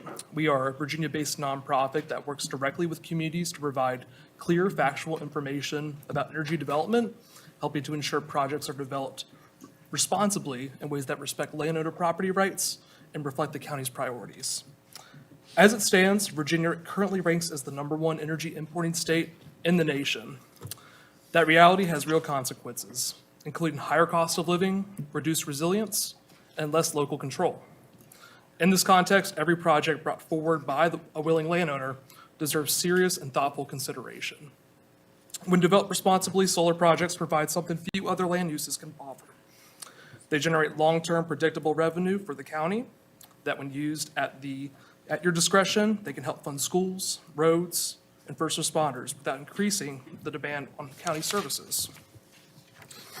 Counties that adopt fair siting standards and reasonable tax policies are better positioned to translate these benefits into either lower tax burdens for residents or stronger funding for essential public services.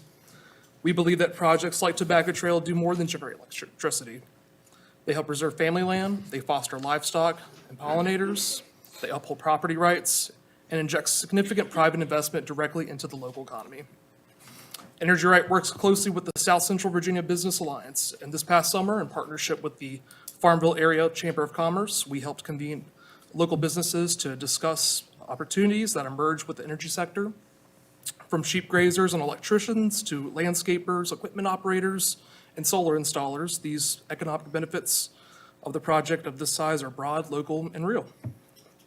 We also hosted a Solar 101 community event in late November following the Planning Commission, where we invited you, along with all county residents, to attend, ask questions about these solar developments in an open and welcome setting.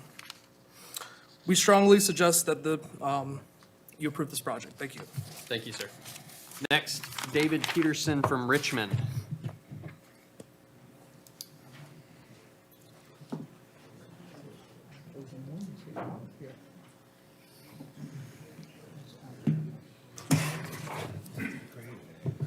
Mr. Chairman, members of the board,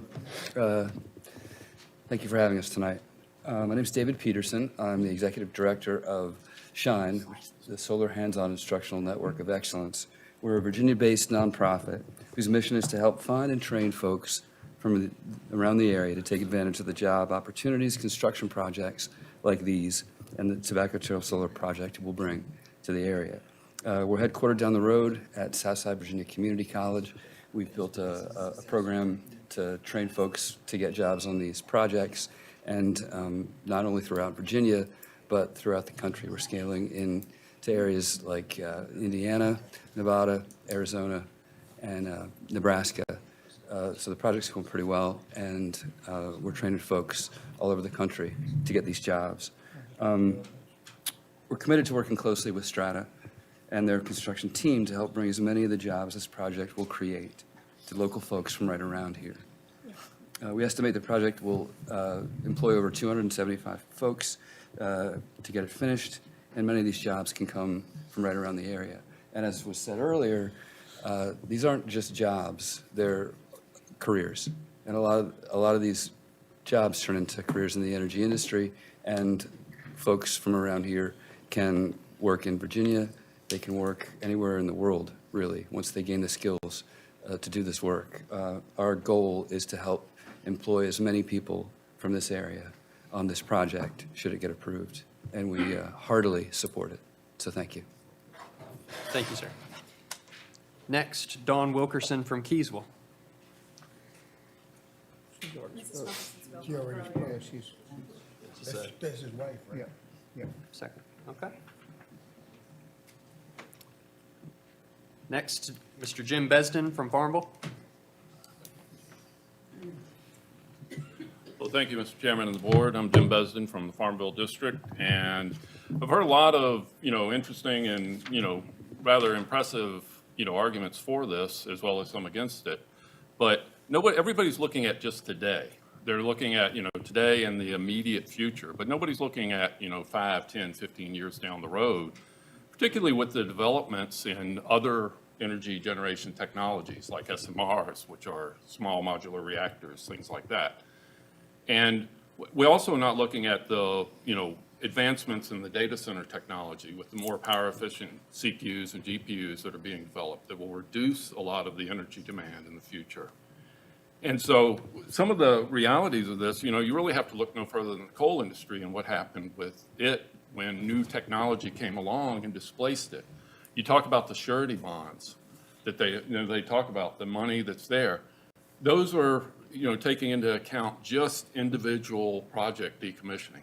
But when you have a mass scale decommissioning because it's no longer economically viable to operate a solar farm where these SMRs take over, you see what happened in the coal industry. Those surety bond systems collapsed, and the burden fell on the landowners, the communities, and the taxpayers to pay for those decommissionings. So, a few months ago, I was in here and y'all were talking about the future, keeping younger generation in the county. What you're potentially doing by just looking at today and not the future is you're shifting that potential burden on those people that you want to keep in this county. You really need to consider that when you go to vote. Are you putting a burden on tomorrow's children? Thank you.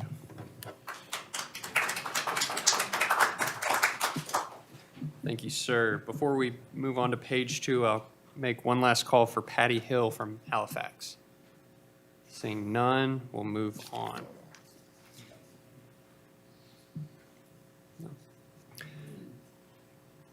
Stacy Wilkerson from Darlington Heights.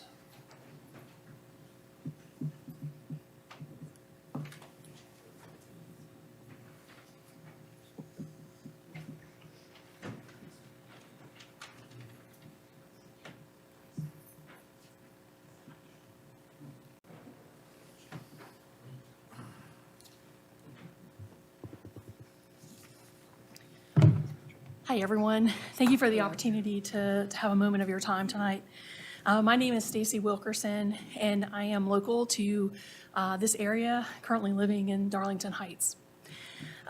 First, I want to say that I have a solar lease on property that I own in Lunenburg County, and am really excited about the prospects that it holds for me and my family, and the future of my family as well. My connection to this project is adjacent. Dawn Wilkerson, my sister-in-law, spoke earlier. She and her late husband, Lewis, owned 2,100 acres of land in this project. It, as Dawn mentioned, Lewis and my husband, Roland, were loggers, worked their entire lives together logging, and purchased and built this set of property for our future and for retirement. And Dawn was very much correct when she talked about self-employment having up and downs, and if you are self-employed, you certainly know that. So anyway, I wanted to say that I am very much in support of this project, and I hope that you will vote for it.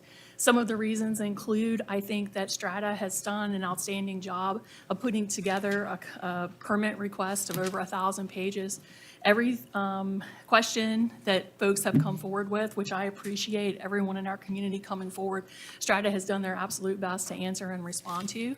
I've been nothing but impressed. I've been involved in the conversations from the beginning, and I've been nothing but impressed with Whitney and her team.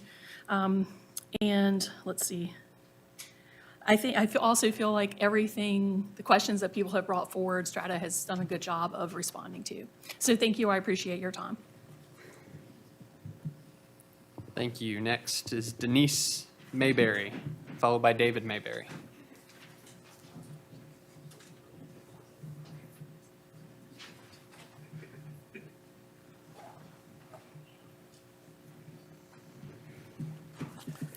Don't press the button yet. I'm going to need my full 2 minutes. I'm Denise Mayberry, Falkland Road, Meharry, Virginia, Thompson's district. Mr. Thompson. So, now, I'm here to speak to you about protecting the soil and water bodies of our county. Last year, when Gabriel Solar was here hoping to build a complex just like this one, I sent you links to several scientific studies from Europe, India, and United States that show that solar panels can and do leach their chemical composition. I'm sure you read each and every one of them and studied them thoroughly. I'm going to remind you of one, however. January 2021, University of Stuttgart published a report studying different types of panels over a 1.5 year period, identified lead, zinc, indium, gallium, selenium, aluminum, and copper, and in some instances cadmium and telluride, all of which poison soil and water and people. This report stated that, quote, "It is no longer a question if these substances are released into the environment. Several studies proved that they do. Quote, if the edge sealing of the modules is not carefully done, or if it's damaged, or even worse, if the front module glass is broken, leaching is unavoidable. Rainwater will suffice to leach out the toxic elements. The modules delaminate because of the leaching from the edge of the module pieces. In neutral solutions, rainwater, 17% of those module pieces showed delamination. This is after just a 1.5 years. Last year, this group quoted to me that they'll be installing over 300,000 panels. At 70%, we're talking 51,000 panels that will begin leaching their toxins within a 1.5 years. Imagine how much poisoning will occur after 5 years or even 10 years. And who's really going to want to eat a lamb chop grown on that place? Will you require annual full metal and chemical spectrum testings of waterway, soil, and silt ponds in this complex and publish those results so we can read them? What remedies will you require Strata to rectify the poisoned soil and water to the neighbors, those downriver, to the county, even the current property owners, foolish though they are? And what are the plans for the disposal of damaged panels that they have to replace in our landfills to pollute more of the county? So please, if you're going to vote yes, make sure that we're going to be protected, extremely protected. Thank you, ma'am. Thank you. Thank you. Next, David Mayberry, also from the Lee District.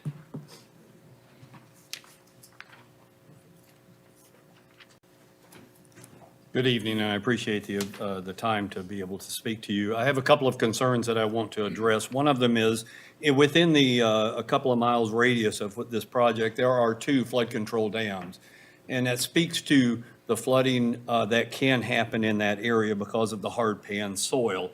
I have really dire concerns because of, are they using the new standard? And even if they're using the new standard, you're still going to have flooding in that area, and it's going to get worse.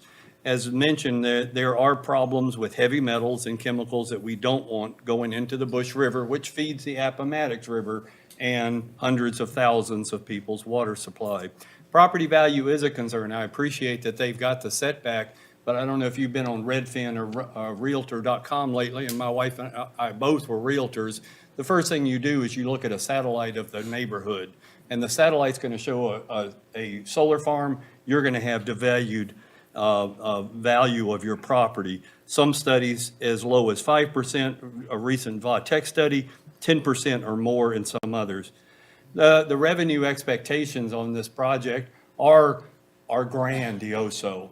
But I've read multiple articles over the last year where they have never met their expectations, which means your revenue sharing is not going to be what you expected. Yes, you may get the tax increase from the small tax increase, but the revenue sharing has not met expectations over the last year in the articles that I've read in multiple Virginia newspapers. Also, the energy cost escalation is partly due to these unreliable types of solar and wind, because they don't produce power all of the time. You have to maintain and operate the same infrastructure for 100% power at night. So you're not getting rid of power stations, you're having to build more of them.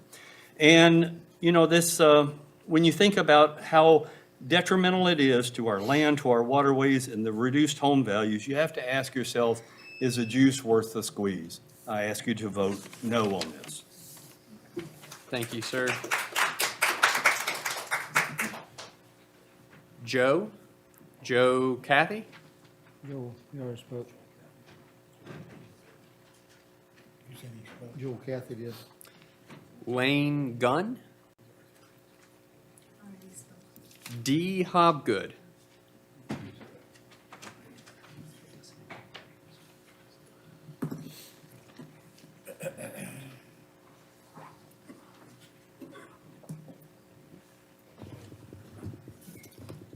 Good evening, board members, Mr. Chairman. I live on a dairy farm where I was raised, and now it's a beef cattle farm of just under 1,000 acres. It is on the Bush River, and we do have a watershed dam which has just flooded one time when we had 14 inches of rain in a couple hours, but it does its job. It stops erosion. I've got cattle fences below that dam, and they are protected. I am in support of the Tobacco Trail project. I know it's will help the county financially, and it would help the family, which we have heard. And what I've read, the panels are safe. Some folks are talking about heavy metals, but then you look at automobiles on the road, how much erosion is coming from them, and old equipment sitting around. That's a lot of metal going into the ground. And the panels are sealed. They are safe. And I would like to see this project be built. Thank you. Thank you, sir. Next, Ms. Ann Bowman from the Lee District.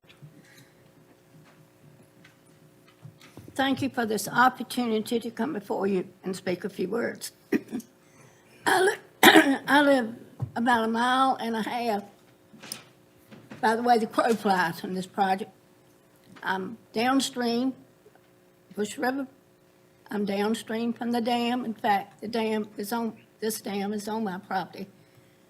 The dam has been beneficial and helped with the flooding, which has been there for years. We'll probably see some more sometime in the future too.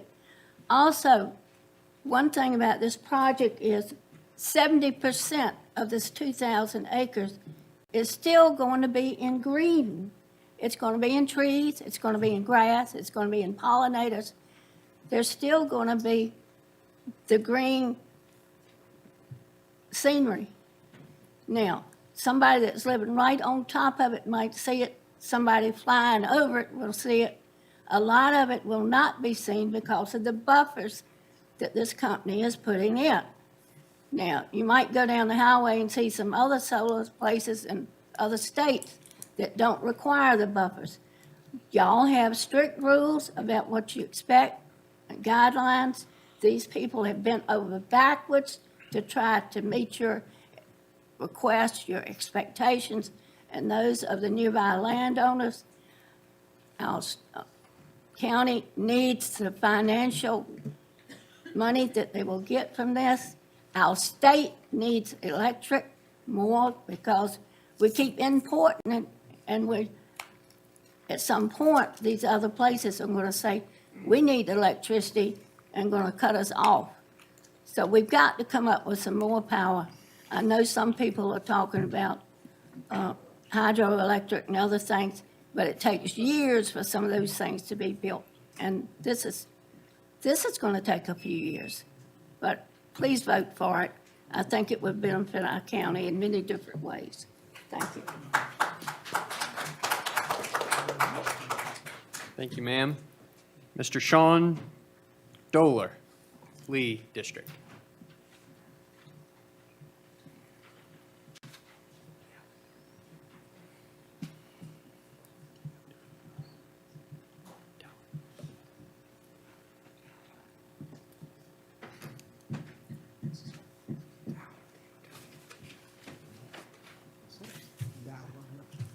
Good evening, Board.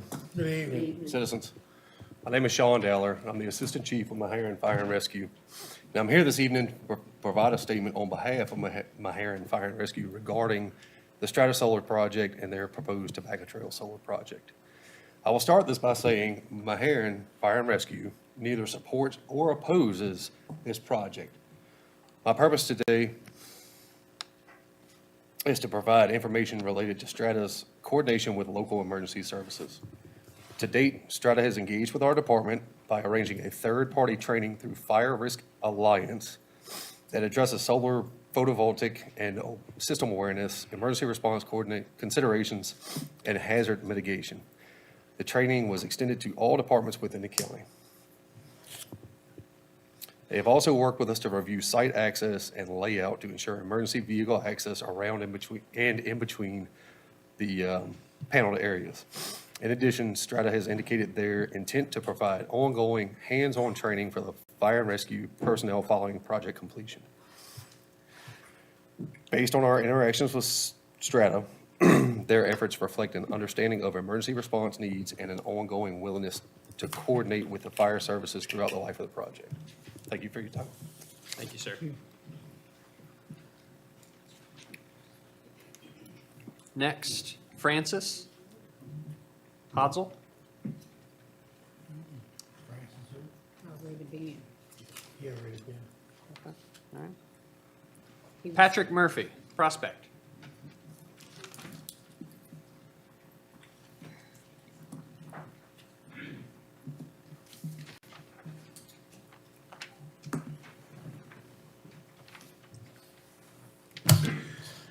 Good evening, Mr. Chairman. Patrick Murphy, State Director for the local area, Virginia Farm Bureau Executive State Board.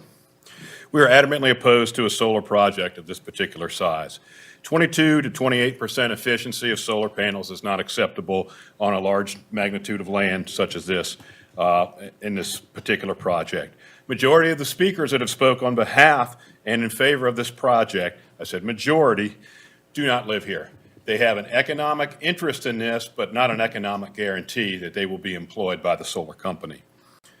Furthermore, locking up 1,700 acres of forested land not in solar panels is just physically unacceptable. 500 acres in runoff containment, good luck. The soil there is very poor. Good luck as far as getting stabilization.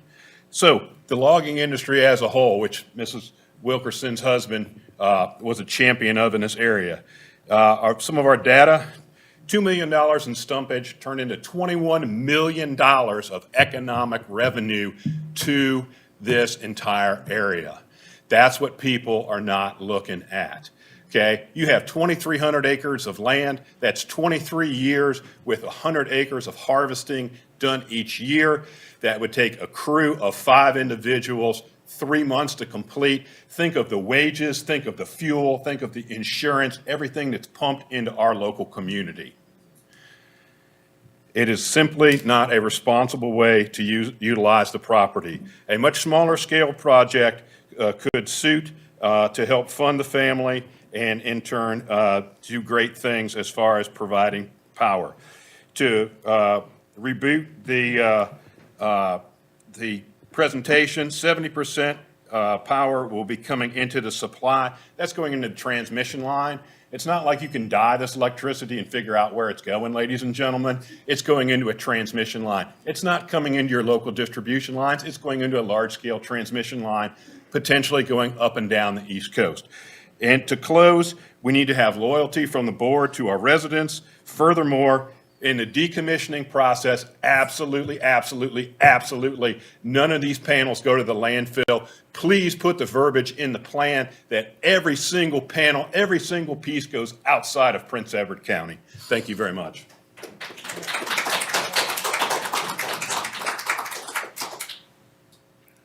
Carl Schaefer.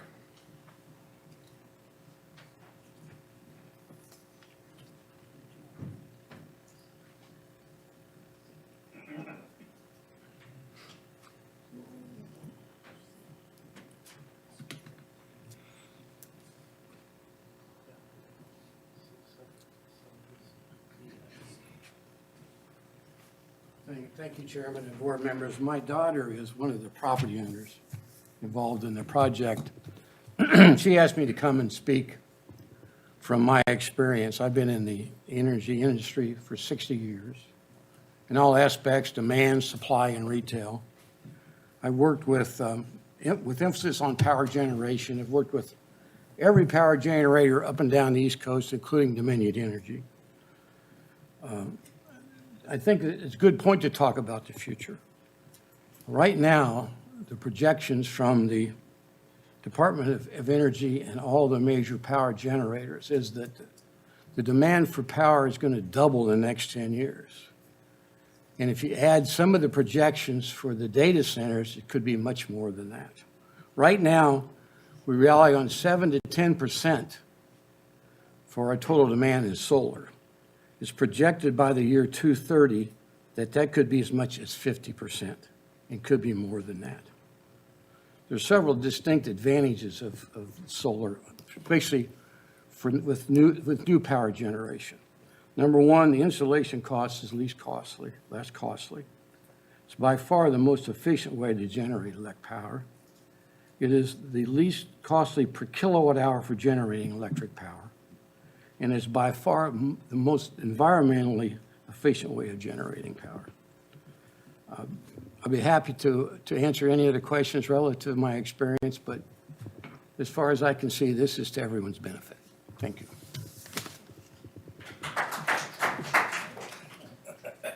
Stacy Havens.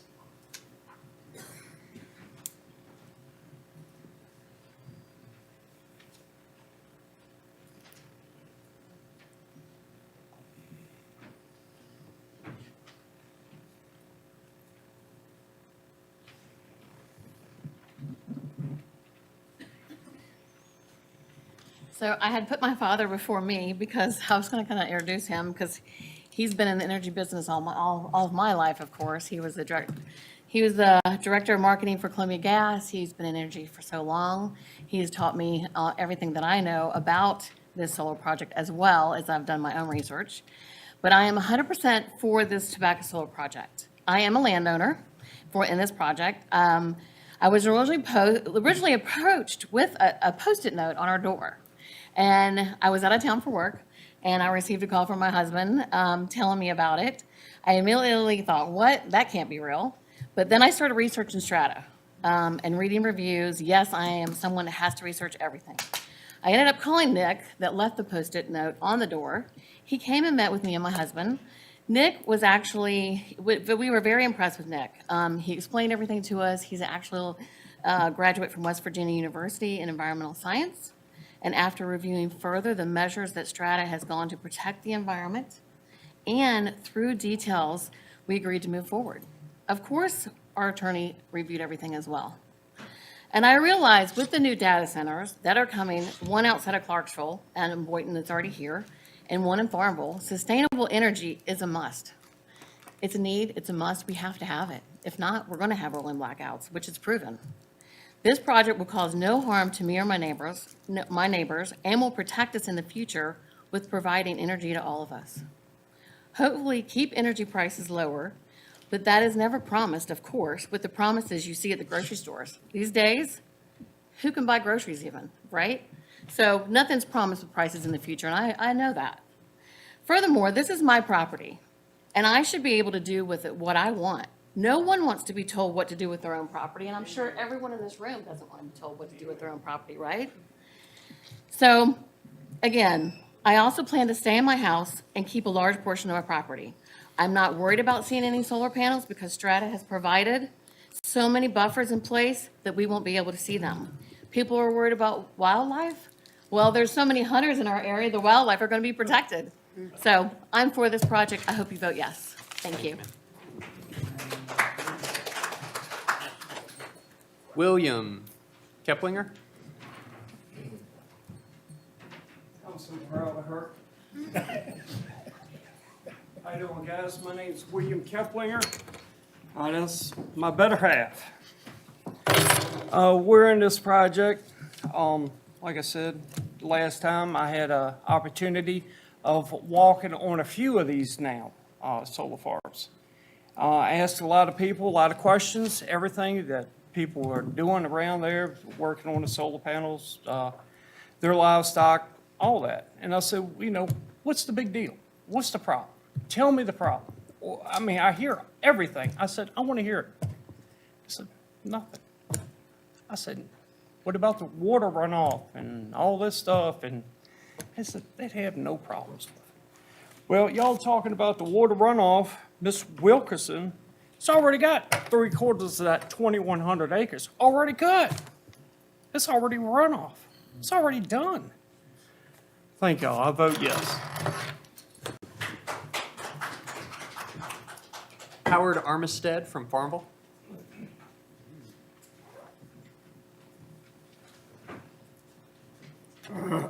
Thank you very much. You know, I wish I had a company that could benefit from this, but I don't. So I don't have a dog in this fight. But I was in the real estate industry in Los Angeles for over 20 years, and there's a concept of the highest and best use. And I think that this project is really excellent. It will bring a lot of income in for the county, which you guys can spend, hopefully more over the years. But this is like a factory or a gold mine, but much less problems than a factory or a gold mine would present. Let's look at the economic environmental impact from a larger point of view. First of all, you can have expensive energy or cheap energy. This is cheap energy. You can have dirty and polluting energy, or you can have clean energy. This is clean energy. You can have glacier melting energy, or you can help save Florida, Norfolk, Portsmouth, and Waikiki from being flooded by the next huge glacier that'll come off of Antarctica. I hate to be the voice of gloom and bloom around here. Sorry about that. Anyway, this will increase your tax base. In fact, you should try to see if you can build more of these along your energy highway there. Still has agricultural function. You can't stop progress, but this is good progress. Animals will still have a path. And I think there's a theoretical study about cow pies and how cow pies have runoff, and this will help prevent more cow pie runoff. Thank you very much. Cornell Goldman from Cullen. Rick. Rick Gold. Oh, Rick.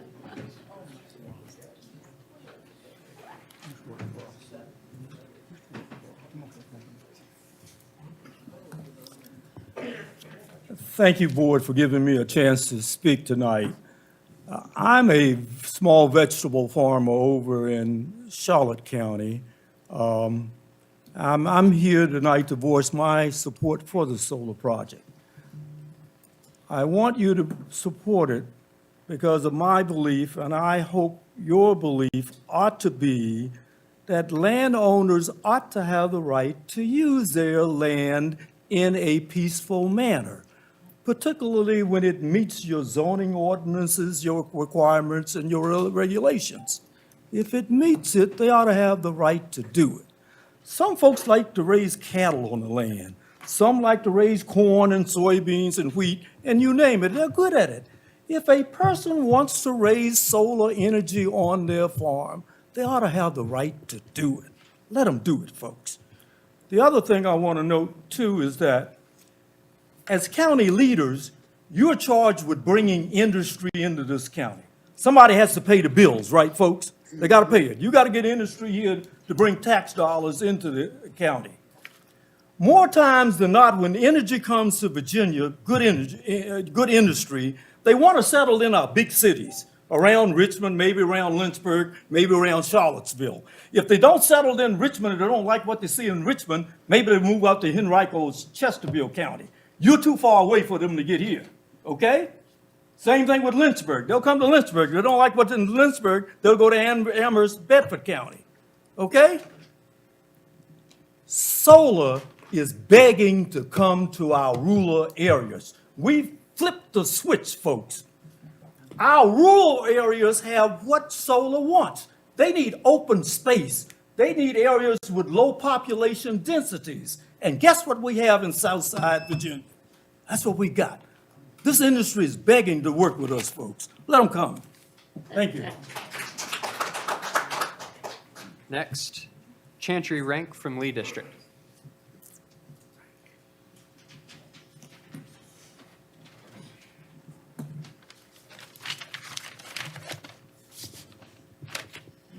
Good evening, Chairman and members of the Prince Edward County Board of Supervisors.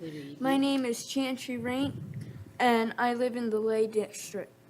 In my opinion, solar industrial sites have too much negative impact on wildlife. Solar sites ruin wildlife habitat and put wildlife in danger, and also puts bats in danger. The bat population is already going down. Why should they go nearly extinct? According to SolarEnergyWorld.com, and I quote, "While birds can accidentally fly into small-scale rooftop and ground-mounted solar panels, these collisions are more prevalent at large solar farms where acres of land are covered with shiny reflective panels that mimic bodies of water, sometimes called the lake effect. This phenomenon threatens shorebirds and other species that land on or dive into water." Unquote. According to SolarEnergyWorld.com, birds can break glass, killing them and causing a fire hazard.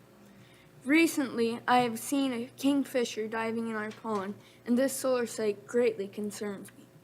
Even if solar is clean energy, is it efficient energy? And is it eco-friendly energy? In my opinion, it is not.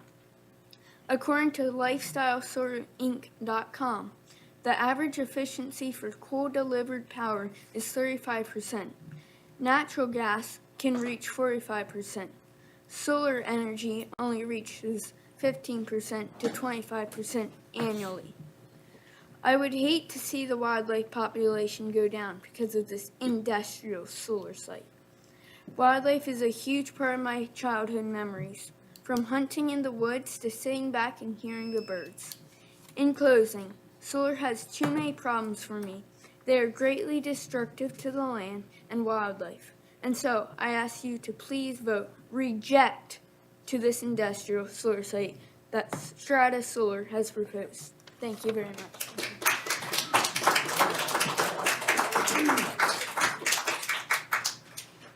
Thank you, sir. Next, Carolyn Bowman.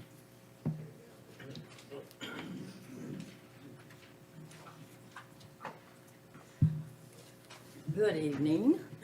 I think many of you know me, especially all of y'all, and I'm all for the property owner rights, which I have none, obviously. But I am here on a different condition because we were not in session last month because of the weather. So I'm speaking on behalf of a fine 10-generation farmer. His name is James Garnett III. And I would like to know if y'all have a code of ethics for the Board of Supervisors. Do you have a code of ethics of how you treat your citizens of Prince Edward County? If you're referring to this, yes. Okay. In that Board of Ethics, does it say that you have the right to curse out your citizens that voted you into your board? I would say not.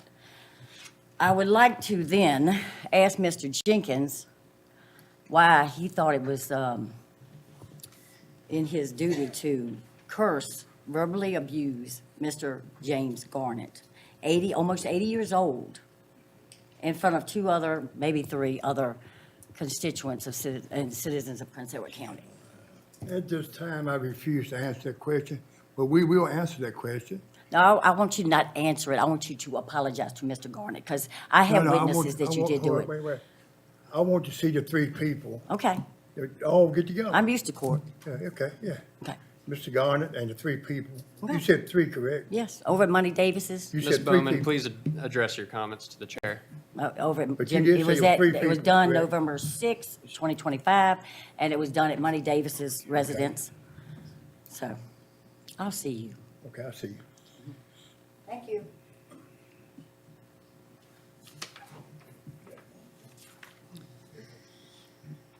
Next, if we, just double checking, I don't want to call you twice. Charles Garnett? Okay, there you go. Looks like Donald Barber.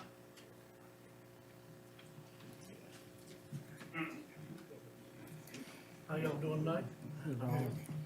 I don't own land in it. I rent. I'm a diehard cattle farmer. I understand some of, and like I say, landowners got all the right. I don't have no right. I'm a diehard cattle farmer. I understand some of the land that I rent could possibly be solar. My cows are my everything. I mean, they're like a pet. I'd rather look across the field and see a cow than a solar panel. I know the land over there real good. Everybody's got the right to do what they want with their own land. It's got a lot of runoff. Bottoms is natural drain. It's deer. I sit over and watch. It's piles of deer, it's piles of bear, it's piles of turkeys, rabbits, whatever you want to see going into that land, because it's a big transmission line, I call it, coming through that pasture that I rent. It's back off the road, it's nice and peaceful, and I oppose it because I'm a farmer, you know. Solar is not farm. Livestock, animals is farm. That's farming. Solar panels is not farming. I don't know why they call it a farm. It's not farm. That's all I got to say. Thank you for listening to me. Thank you, sir. Miss Lorraine Agee.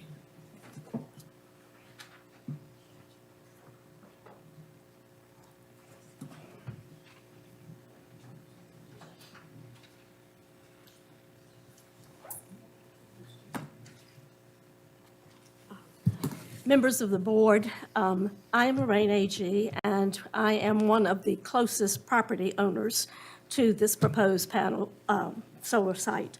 And as so many have spoken here tonight that we're not living in this area, I want to say that our house is within 165 feet of the solar panels that are proposed. We have worked with two members of the board, and I thank you, Mr. Watson and Mr. Jones, for helping us with this. We have gotten permission from Strata to have a setback of 500 feet from our property, but we still have major concerns and are very opposed to this. A study from Virginia Tech has shown that a home within a half a mile, which is only 2,650 feet, still outside of our 500 feet buffer, loses resale value of 7.2%. So that's a concern for us, as well as the solar farm in Suffolk, where I have a friend living, says that's a large amount of noise and also heat radiated from that solar farm. Only a small percentage of the solar actually created, 15% goes into energy. The rest of it is converted into heat. So I have concerns about the noise, the heat, potential of fire next to our property as well. In also 2023, Virginia Tech was granted a $6 million research grant through the Virginia Department of Environmental Quality. That research grant is to investigate strictly environmental runoff and the large-scale solar farms and what the runoff is going to do downstream. That study is 6 years, so it doesn't even end till 2029. So we're looking a long ways in the future, and you all are going to vote on something tonight that we don't know the future of. So I ask that you please vote no. In your own comprehensive plan that you just came up with in December, you said as a board, and I'll quote, "Your desire is to protect agricultural lands and rural character throughout the county." And one of the other quotes in there says, "Large-scale solar facilities can render the land useless for other activities, including agriculture, and it induces an industrial aesthetic to rural landscapes." These are your own words, so I'm asking the board at this time to stand by what you put into your Prince Edward County 2045 plan and vote no for this project, please.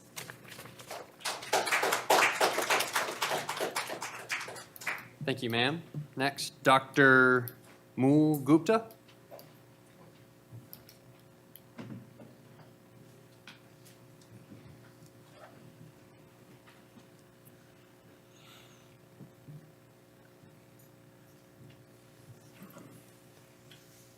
Thank you, Chairman. Thank you, Board. And thank you to my fellow citizens. I'm not here to take one side the other. I'm a professor at University of Virginia in the Department of Electrical Computer Engineering. I've been working on solar energy research about 20 years.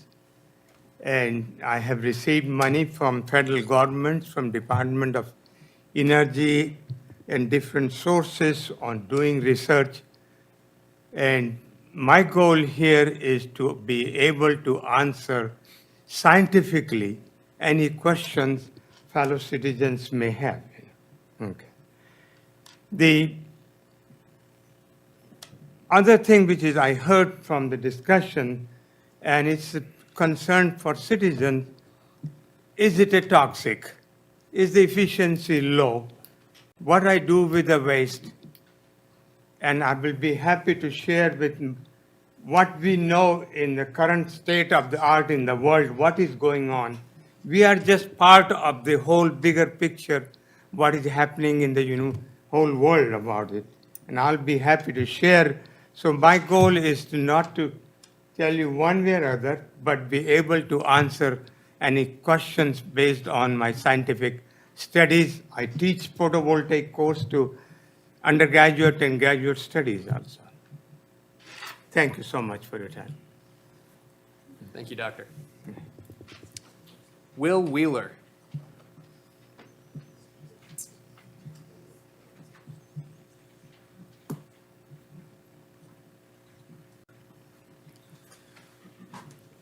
Evening, Chairman and Board. Thank y'all for letting me be here and speak. My name is Will Wheeler. I work with Faircloth Skimmer, so we work with solar sites, contractors, been in construction for over 30 years. I just wanted to briefly touch on a presentation we have. It's called How Can Solar Be a Better Neighbor? And in that, we talk about the 5 pillars of construction. So sediment, erosion, water, and then working communication. Sediment is a main issue, but there's new and innovative ways to capture sediment on job sites. Some of them are proven to capture over 90% of the sediment, which is leaving to our receiving waters. And then erosion is another one. And we talked on this earlier with temporary and permanent measures. So temporary just being vegetation is a great one, seeding, and then permanent solutions, which is where technology and innovation has really changed over the years. A ton of different ways to handle each project, including solar ones. And then water. Water is treatable and almost teachable in a way where designers, which Strata also has their in-house design, and they can push the water where to go with diversion ditches, swales, berms, a multitude of things. So how fast they want it to flow, where they need it to flow. And then work and communication are the final two pillars of construction. So these tie together. This is from developers, the board, engineers, construction, contractors. And this is just the communication between each, telling people what they need to do, how to do it and everything, and just communication back and forth. And we've worked with Strata throughout the years. It's been great. They're organized, proactive, very easy to communicate with. And communication can be one of the best BMPs that there is. So they've proven time and time again that they're great to work with. They came prepared from everything I've heard tonight. So they create clean, efficient sites, and that is all. So thank you, guys. Thank you, sir.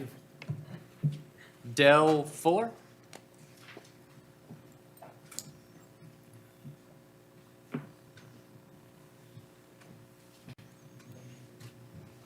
Good evening, and thank you for this opportunity to speak tonight. My name's Dell Fuller. I'm with Erosion and Sediment Control subcontractor. I'm proud to say that I'm from this region. I grew up here, went to college just down the road at Virginia Military Institute. This community shaped me, and like many of you, I care deeply about its future, our economic strength, energy infrastructure, and opportunities to create for the next generation. That's why I'm here today in strong support of the proposed solar farm project. This project is more than an energy development. It's an investment opportunity that doesn't come around every day. When fully built, the solar farm will have the capacity to provide a majority of the county's current electrical demand. That means cleaner and more affordable power produced right here at home. Instead of importing energy, we can generate it ourselves and keep benefits local. The economic impact is equally significant. I've heard the development is projected to provide more than $15 million in payments directly to the county. That's revenue that can support schools, emergency services, roads, and long-term infrastructure without raising taxes on local families. In addition, the project will generate millions in wages and benefits, supporting new jobs for people who live and work here. These are opportunities for electricians, equipment operators, engineers, and laborers, good jobs that reinforce our local workforce. And the benefits don't stop at the project site. Construction alone will increase business to local restaurants, hardware stores, hotels, and service providers. Just look right down the road in our neighboring counties. If you pass through South Boston on any given night, those restaurants and hotels are filled with folks working on the dozens of solar sites in that area. Solar development has a proven track record of supporting small business during build-out and leaving behind a lasting economical impact. The South Central Virginia Business Alliance has played a large part in providing collaborative platform promoting innovative business practices for construction, shared and learning experiences, and networking to local businesses. I urge you to support this project and the benefits it will bring to this place we call home. Thank you. Thank you, sir. Next, from Charlotte County, Romack?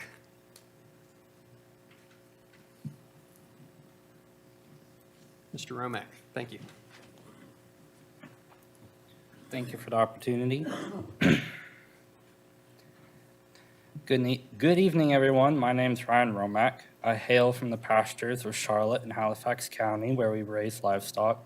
I dropped by tonight to offer some insight into these agrivoltaic operations and how they benefit the local community.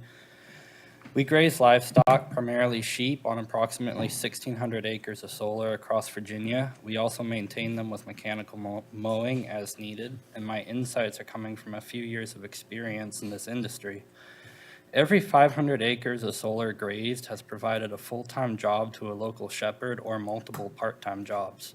As we approach a solar facility, we approach solar facilities as you would a pasture and adopt long-term pasture management strategies as part of a strict management plan. The number of times a site must be mechanically mowed is reduced to 2 or 3 times in the first year of grazing, and reduced even further with proper pasture management. Long-term grazing eventually leads to 1 or 2 cuttings annually under the right conditions. Reduced mowing benefits everyone, the neighbors, the soil, and the environment. I've seen the good, the bad, and the ugly of this new industry, and overall, solar continues to learn from past mistakes. Our county elected officials have done excellent jobs holding permit applicants accountable, and I have faith they will remain in control from beginning to the end of these projects. Solar presents an enormous economic opportunity for this county, the landowner, landscaping crews, equipment dealers, farmers, veterinarians, ranch hands, and the feed stores. When I see a solar facility, I see a 30-year land use lease preserving that parcel from the urban sprawl, sustainable power production, and jobs for the technicians who maintain it, a pasture and the farmers who manage it, the landscapers who trim around the hundreds of thousands of posts and cab lines, and every other local role that supports these operations. All of this culminates in positive gains. Thank you for your time, and I wish everyone a good evening. Thank you, sir. Quincy Hardy from Heron.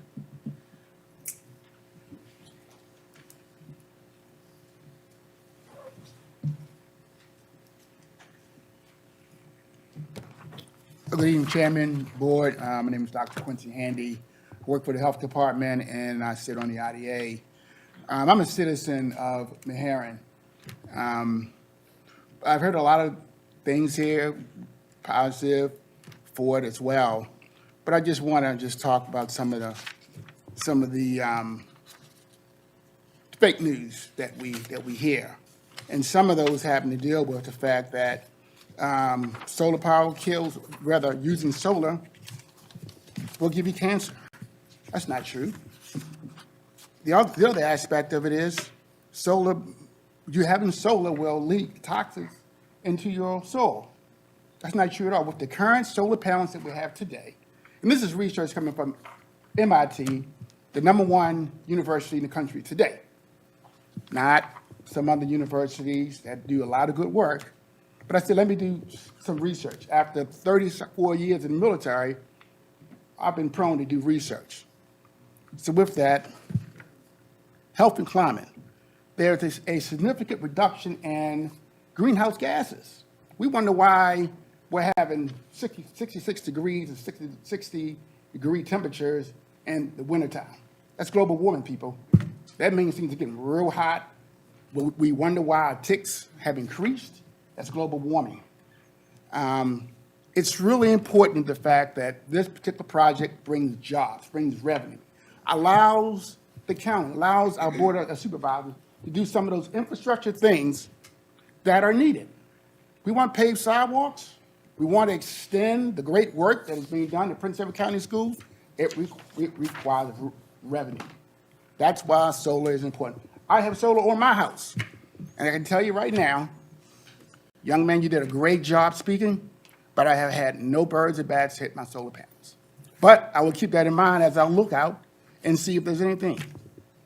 Solar is a great opportunity to bring energy and reduce our costs. I've worked in countries where rolling blackouts occur, and guess what? It is not a pretty thing. I support this project, and Board of Supervisors, thank you for your time. Mary Whitlock from Keysville.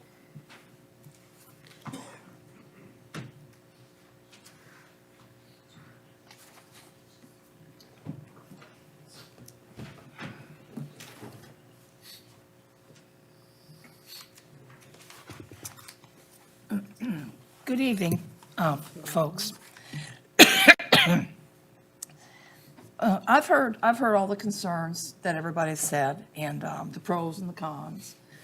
And I have some concerns about the soil and the water and the impact of the runoff and the habitat loss. There is going to be habitat loss. I will live directly across from this solar farm, so therefore I'm concerned. My property value. I'm concerned if, I've read that there can possibly be, it can affect the local temperatures and the moisture levels of the ground. I'm just concerned about what I can expect. Now, you say there's no leakage. Well, everything that has been made on this earth is not perfect. So you cannot guarantee there will never be leakage. I mean, it's just a fact of life. But my main concern is the economics of this. Prince Edward County only has 219 to 220 days of sunlight a year. That's only 60% of the year that these panels are going to produce electricity. I just don't see the economics in it. You're not going to use battery backup. Are you going to have diesel back? Are you going to have anything? Diesel? Anything there besides? Oh, I'm sorry. I'm supposed to be I am so sorry. I'm supposed to be addressing you, not her. Please, I apologize. Okay. Excuse me. So I'm concerned about that. The noise, possible noise, the heat, whatever. I love to look across the road and see the forest, the woods. It's been that way ever since I lived there. I've lived there 20 years. Okay, but now talking about the jobs, these are not going to be permanent jobs. Don't let them mislead you. Thank you, ma'am. That concludes the people that I have signed up on my sheet. Is there anyone online who would like to speak for the public hearing? Hearing none.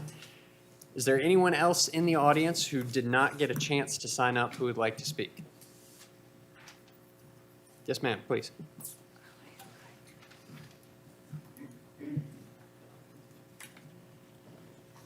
Good evening, Chairman and Board of Supervisors. Thank you for hearing our concerns. I just wanted to address something that my son addressed in regards to the lake effect, what they call the lake effect. And someone else noted that their solar panels were not destroyed by any birds. The lake effect is something that has been researched extensively by reputable research, and it truly is an issue in large solar industrial sites where birds will dive down, hit the solar panels thinking that it's a body of water. Truly is an issue. We have a wonderful bat population on our farm that we have enjoyed for years. And I understand that the population of bats have been decreased over the years.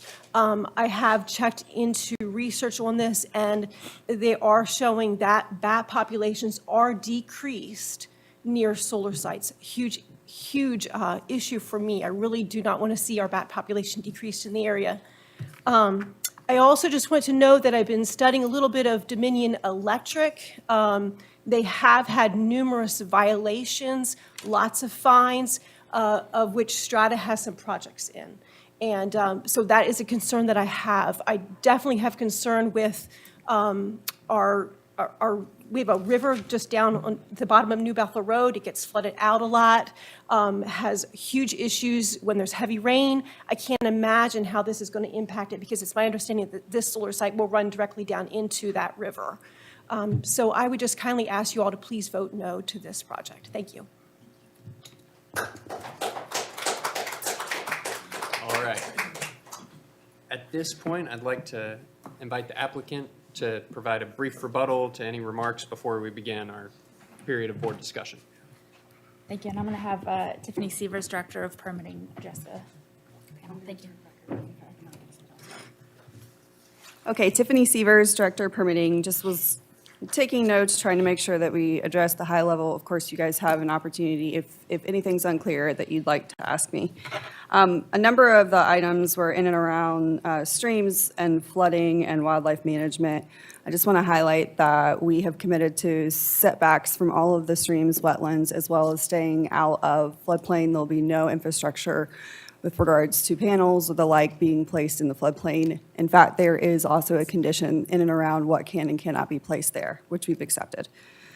For stormwater management, one of the top complaints that we heard are people who are just blazing the whole site and then trying to deal with the stormwater at the end. Again, I want to notice that the condition in the permit was that no more than 50% may be open at a time. We're not even looking to go that far. We're looking to phase the project.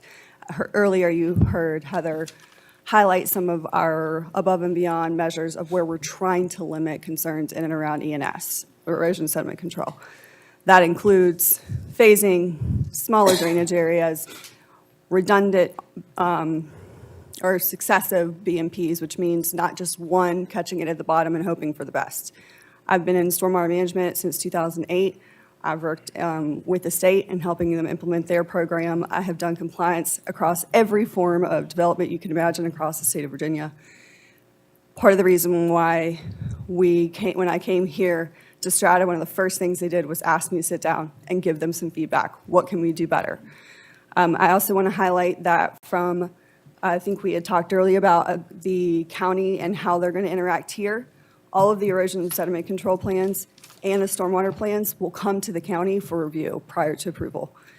So we're going to look at all of the things we just talked about, above and beyond, which will exceed the current regulations and requirements.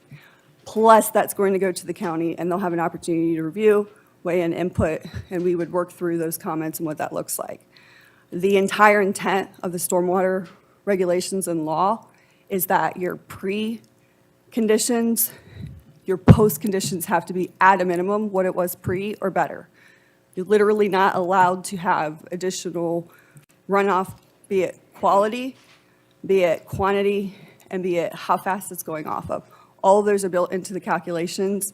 Just for example, a hydrograph, which is basically just talking about all the different storms, the different use type, what is the surface conditions. Those can be like 50 pages for 2 controls to demonstrate that we've taken into account everything we just talked about.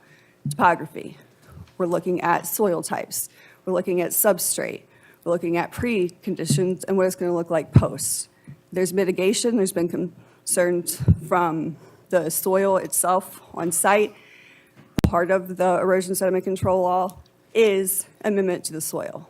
So you're not just going to go and stick a solar panel over existing now. Having been on site, it's pretty tough to get through. It's spongy, there's a lot of rills, there's a lot of runoff.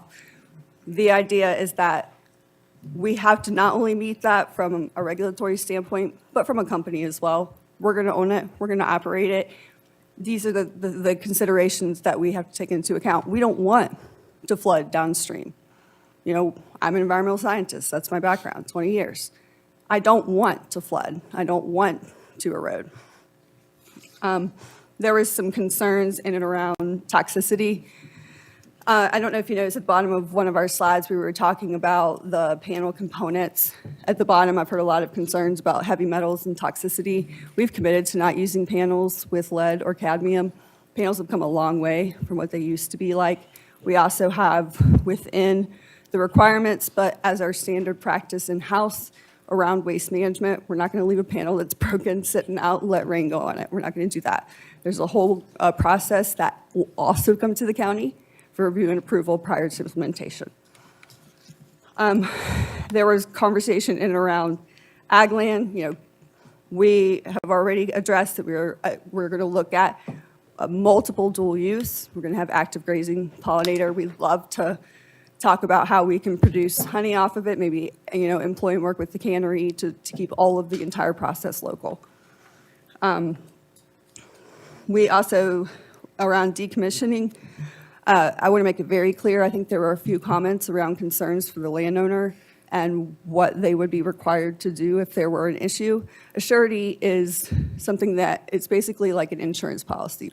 It's very simple, and I think if the accountants here don't come after me, but essentially it's not something you bankrupt against. It is something that when it is in place, you are required to follow through on it. There's not a solvency issue on that piece. Also, that's with the company, not the landowner. All of that is the cost, both from developing the plan to restoring the land at the end. I think there was a comment about it being stuck forever. The entire decommissioning plan details exactly what happens post-construction, what removes, what stays, restoration of the land. All of that information is detailed. There's a timeline. We have to do that within a year. There's long-term maintenance with that. It's not a one and done. We're not going to throw some grass seed out and walk away. That's not the process. And then the last piece was in and around soil sampling. There are some soil sampling requirements as conditions in the current proposed conditions as well. The economic piece, I'd like to turn over to Whitney to address. Excuse me, I should have brought my water up. The economic analysis is in attachment H, if you guys would like to take a look at it. It goes through, we hired a third-party independent consultant to take a look at that information with regards to property values. It's so hot in here. You ain't nervous, are you? No, I do this all the time. This is a lot nicer than a grand jury, I promise. You all right? My old life as environmental enforcement, you know, this is a lot nicer, I promise. All right, so for economic value, I'd like for her to talk on the impact analysis. And then there were some comments around, I think, concerns about payments not being made and that some of this has been delayed with regards to when construction starts, et cetera. The siting agreement is also in front of you all. There's some upfront early payments that we wanted to, in good faith, lean those out for you so that it wasn't this huge delay that you never hear from us in the next 3 years. So I'd like Whitney to touch on those if that's okay. Please. Thank you. I know folks are pretty tired of being here tonight. I, again, appreciate your time. The economic impact analysis included in the application this evening speaks to the impact on property values in the community and found no significant impact on those values. Further, University of Texas at Austin surveyed appraisers across the country and found that in their professional experience, there was no impact on property values. That is substantiated by University of Rhode Island. In addition, Georgia Tech also found that while there's no impact on, or no depreciation on value, in fact, there is often an increase in value of properties, largely in adjacent to transmission lines for speculative development. Thank you very much. Thank you. Okay, board. Discussion? Oh, yes, yes, we're going to officially close the public hearing at this time. Mr. Gillum, you're on the line. Do you have any comments? Yeah, Mr. Chair, I have a couple of questions. Was a person that spoke about the sheet. My question is, will there be a well drilled on this property and the electricity furnished by this company to operate that well for water in these sheets? Or will it be like some of the previous ones that they will be hauling water in? Yes, we will. Oh, I'm so sorry. I'll give you both of them and y'all can plan it out. I would like to know if there's gonna be any drain tile installed on this land for drainage, please.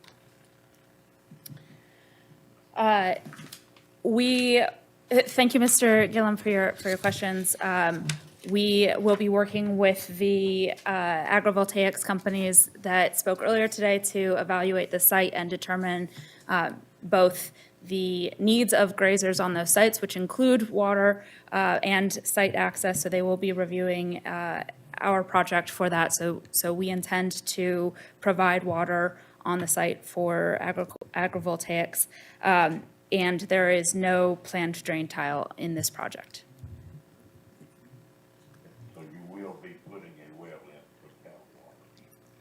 It is our plan to include a well for cattle and grazing, yes. Okay, Thank you. Well, my 2 cents is, I think, first I want to thank everybody for their voice, their concerns, those in favor and those in opposition.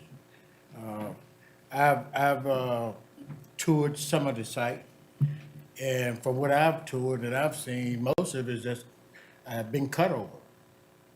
Okay, gullies and hills. The buffer from 15, Highway 15, is a setback over 250 feet. If anyone see pound from 15, they gotta get in that vehicle and drive through it to get back to see it. That's intentional, because you won't see it in any way. Strata has been diligent in trying to be very responsive to one's request in mitigating their plan. The Planning Commission unanimously recommended approval based on the new comp plan. And me personally, those individuals on the Planning Commission are competent individuals. And they got the county best interest. And they always take that first. Hold on, Mr. Gill.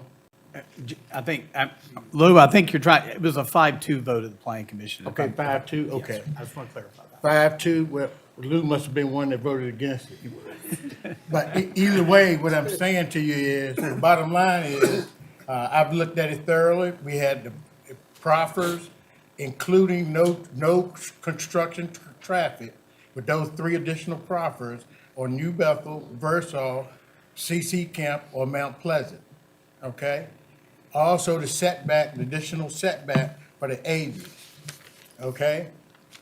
They really trying to do this. Now, bottom line, flooding, the bottom of Mount Pleasant at the creek, that flood now. Ain't nothing gonna stop. The solar being out there not gonna increase that. That road was flooded out the other day, week, and it just didn't rain long. Always have been. Personally, I'm telling you, I'm gonna make a recommendation that the board of supervisors approve the request for Tobacco Trail Solar LLC for a proposed 150 megawatt solar energy facility as described as a special use permit application with the conditions of, as recommended by the planning commission and amended by the board, including those 4 other proffers.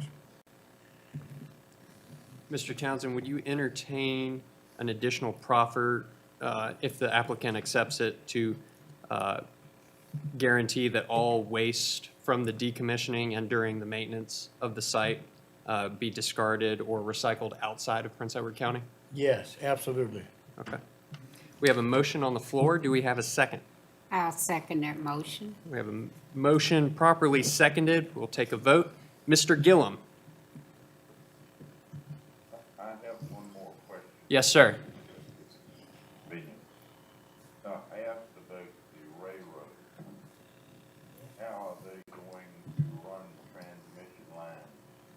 Is it gonna be over the railroad or under the railroad right of way? Do they have an agreement with the railroad company?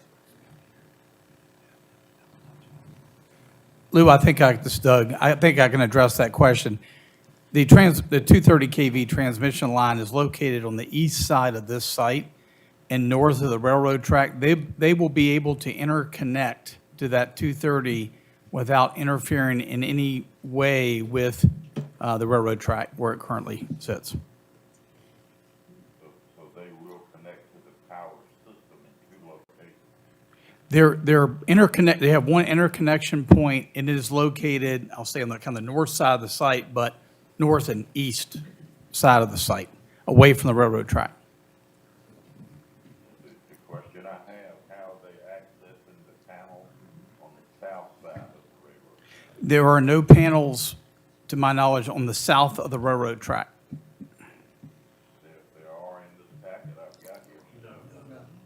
There's a small section of panels on the south side of the railroad. I think she's talking about Susie Brim, that's a buffer. It's buffer. Everything, all the panels on the plan are located north of the railroad That's a track. buffer. It's my page. It's a green section down there. I believe that's Miss Hampton's property, but that does not include panels.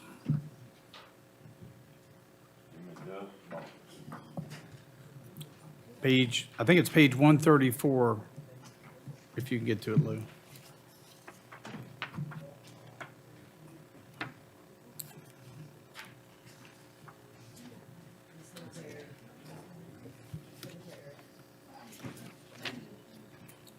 If you look on page 130. Bloody Road Bike. There are all panels on the south side, 40 for that. I cannot read the description. That's the transmission line. That's the transmission line, I think. If you go a couple more pages to 134, you can see the black and white, the panel locations, but there's the area south of that track, it's all solid green, but that's not, as far as I know, that's not panels. Is that correct, Whitney? My page 134 shows panels south of the Rob, Yeah. you done it. Lou, there's no panels south of the railroad at all.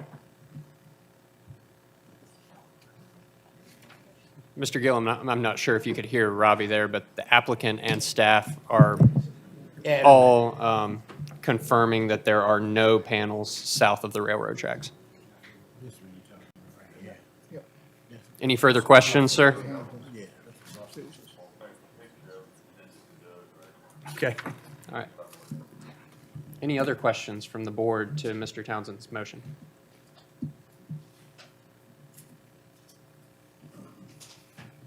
All right, in that case, we will proceed with the vote with the understanding that there will be no panels south of the railroad tracks. Mr. Gillum, what's your vote, sir? Is that a no? No. Okay, thank you. Mr. Emmert? I'm a no. Mr. Jenkins? Yes. Mr. Townsend?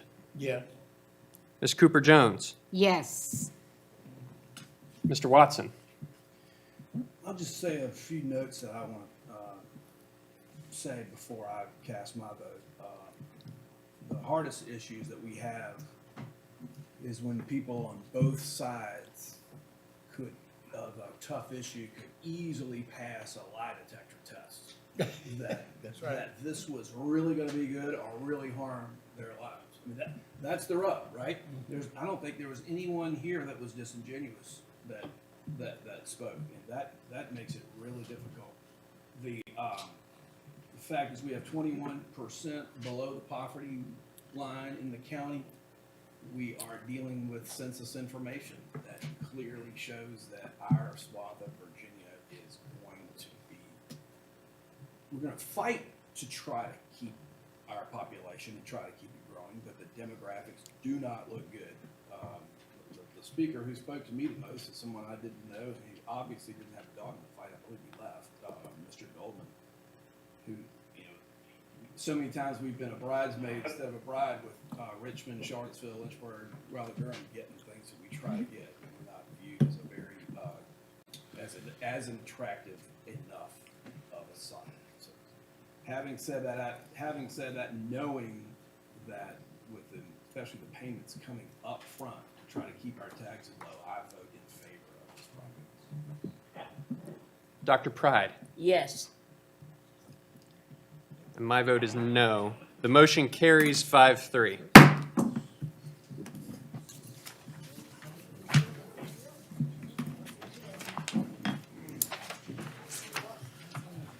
Mr. Chairman, members of the board, the next public hearing is related to this one. This is the siting agreement for the Tobacco Trail Solar, which you just approved pursuant to Code of Virginia. Locality shall schedule a public hearing concerning a siting agreement. The siting agreement has been negotiated by the county administrator on behalf of the Board of Supervisors. This public hearing has been properly advertised, and notification letters sent to adjoining property owners in the form of December 31st and January 7th, 2026 editions of the Farmville Herald. This 150 megawatt solar site includes upfront voluntary payments of $112,500, which equates to $25,000 per megawatt, plus an annual payment of $1,540 per megawatt. In addition, once the project is approved, the applicant has proffered a payment of $100,000 to the Meharry Fire Department for fire and rescue for the reimbursement of capital purchases to mitigate fire risks. Additionally, there are other proffered conditions, community payment that totals $472,000 to be contributed to organizations that support parks and recreation. The total of all of these revenue payments and proffered conditions is $15,937,143. Note that this number excludes the real estate value. The real estate value will go to a commercial rate rather than the agricultural rate currently assessed under the panels. So 610 acres will increase to a commercial value that the Commissioner of Revenue will assess. I don't have that number for you. But it will no longer be taxed as agricultural once this project is operational. Applicants here can answer any questions you might I have. move that the Board of Supervisors approve the siting agreement with the Tobacco Trail Solar. We have to have a public hearing. Oh, it's open, okay. All right, at this time, we will open the public hearing. No one has signed up to speak. Is there anyone in the audience who would like to speak specifically to the siding agreement for how the county gets paid for the complex that is already approved? Would anyone like to speak? Seeing none, we're going to close the public hearing. Move the board of supervisors approve the siting agreement with Tobacco Trail Solar LLC for the proposed 150 megawatt solar energy facility. I'll second. We have a motion on the floor. Do we have a question? Yes. Dale, why only 600 acres is zoned commercial instead of the 2,000? Makes Because sense. that's going to be the panel acreage. We cannot assess open land because we have land use taxation. Forest land and open space cannot be assessed as a commercial rate. That will remain as an agricultural use. Prince Edward County doesn't have forest land as a, Open space. Open space, wetlands, all that. It'll be higher than, say, land in agricultural land use, but it won't be industrial That's correct. value. we don't have any we don't have any, tax break for timberland, period. It'll be Prince Edward whatever the going rate is for timberland. I'm not saying Yeah. timber, I'm saying timber would be assessed at the agricultural rate. Agricultural zoning. That won't work either. Farmland is assessed different if you're signed up than timberland. So the timberland, if we gave them the farm rate, then it would be giving them timber land decrease. However the commissioner assesses the property will be the way it gets assessed. So whether, it's not going to be in plantation pines and have a reduced amount. It won't be in land use for ag, which has the now $400 an acre value. The only change will be anything under panels will be assessed the industrial rate. That's what commissioners across Virginia are doing.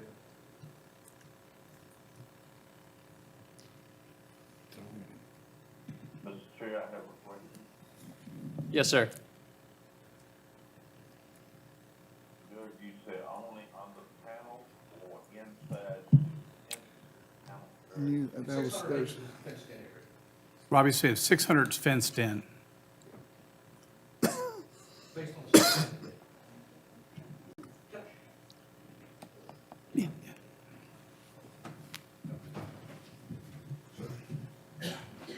Just as a point of clarification for Lou and Supervisor Emmert, the Commissioner of Revenue is charged with assessing property values. So I've talked to her. Commissioners across the state of Virginia have there's state guidance in state tax code. So I just put that in there for complete transparency. What that actual acreage will be ultimately determined once the site is built and once we know everything. Gotcha. That's not something that the board can actually set. It was something the Commissioner of Revenue had to follow Virginia tax law. I do want to add, Mr. Chairman, we're at $25,000 per megawatt on the capital side. Our first project we approved was like 10. And so we've, I'll say maxed out, but certainly towards the upper end and working with Strata on that. The per megawatt annual rate, the 1540, that is a state code set number that will increase, and you see there's a multiplier there. 10% multiplier every, is that So correct? your 231, year one, 231,000, there's probably about $40,000 a year in just the difference between the assessed value going up. So you're probably in the neighborhood of about $275,000 a year in annual revenue, years 1 through 5, that first. You've got a little over $4 million in the siting agreement in the upfront monies. The other hidden piece is, and Rob, you correct me if I'm wrong, there's probably about $750,000 in building permit fees for the project.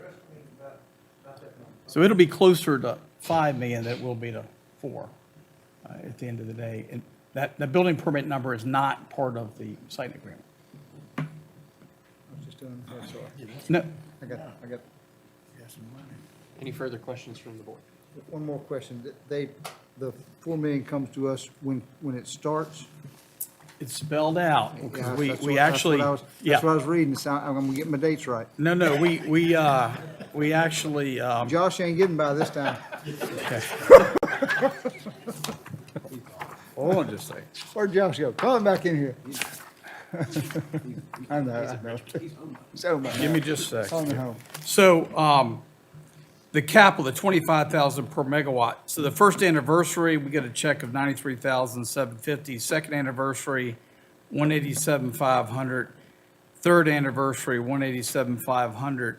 And then, once they have their approval of certificate of public need, there's up to 80% we will get, and then the remaining pieces will come after operation date. So there's milestones. If the first 3 payments are smaller, but whether Dominion approves the interconnection agreement or not, they're required to make a payment. That's language we wanted to make sure that we got some funding up front. But their anniversary does not necessarily start with when they push the first tree, correct? I'm asking any. anniversary date is approval of this permit. Today. Okay. All right, that's good. And then the community payment, 6 months after the SUP approval, there's 100,000 for the Parks and Rec. And then the second anniversary is the remaining 372. So those are all tied to dates, not construction dates. Sure, okay. Is there any further discussion? Do we have a motion on the floor? Already motion and second. Motion and seconded. All right. Mr. Gillum? I would like to get a motion one more time. You want me to read that again? I move that the Board of Supervisors approve the siting agreement with Tobacco Trail Solar LLC for the purpose proposed 150 megawatt solar energy facility. My vote is no. Okay. No. Mr. Emmert? That's the money. My vote is no because I still have a lot of questions. Mr. Yes. Townsend? Ms. Cooper-Jones? Yes. Mr. Watson? Mr. Jenkins? Yes. Dr. Pride? Yes. My vote is yes. The motion carries. Thank you.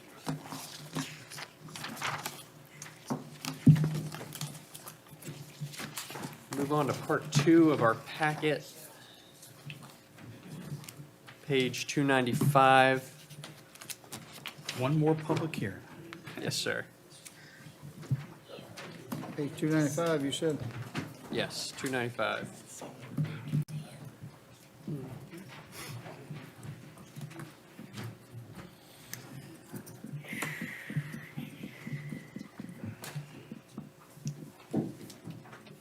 That's different.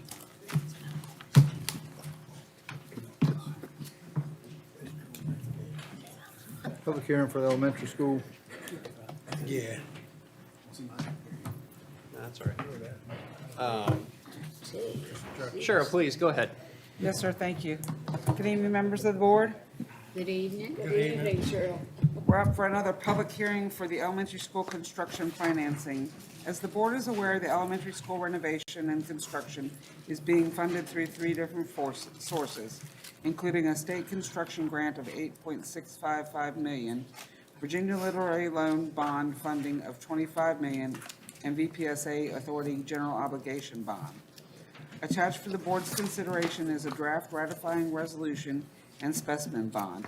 Following the public hearing, the board will wish to approve the resolution authorizing the issuance in the maximum amount of $25 million with a fixed interest rate not to exceed 3%.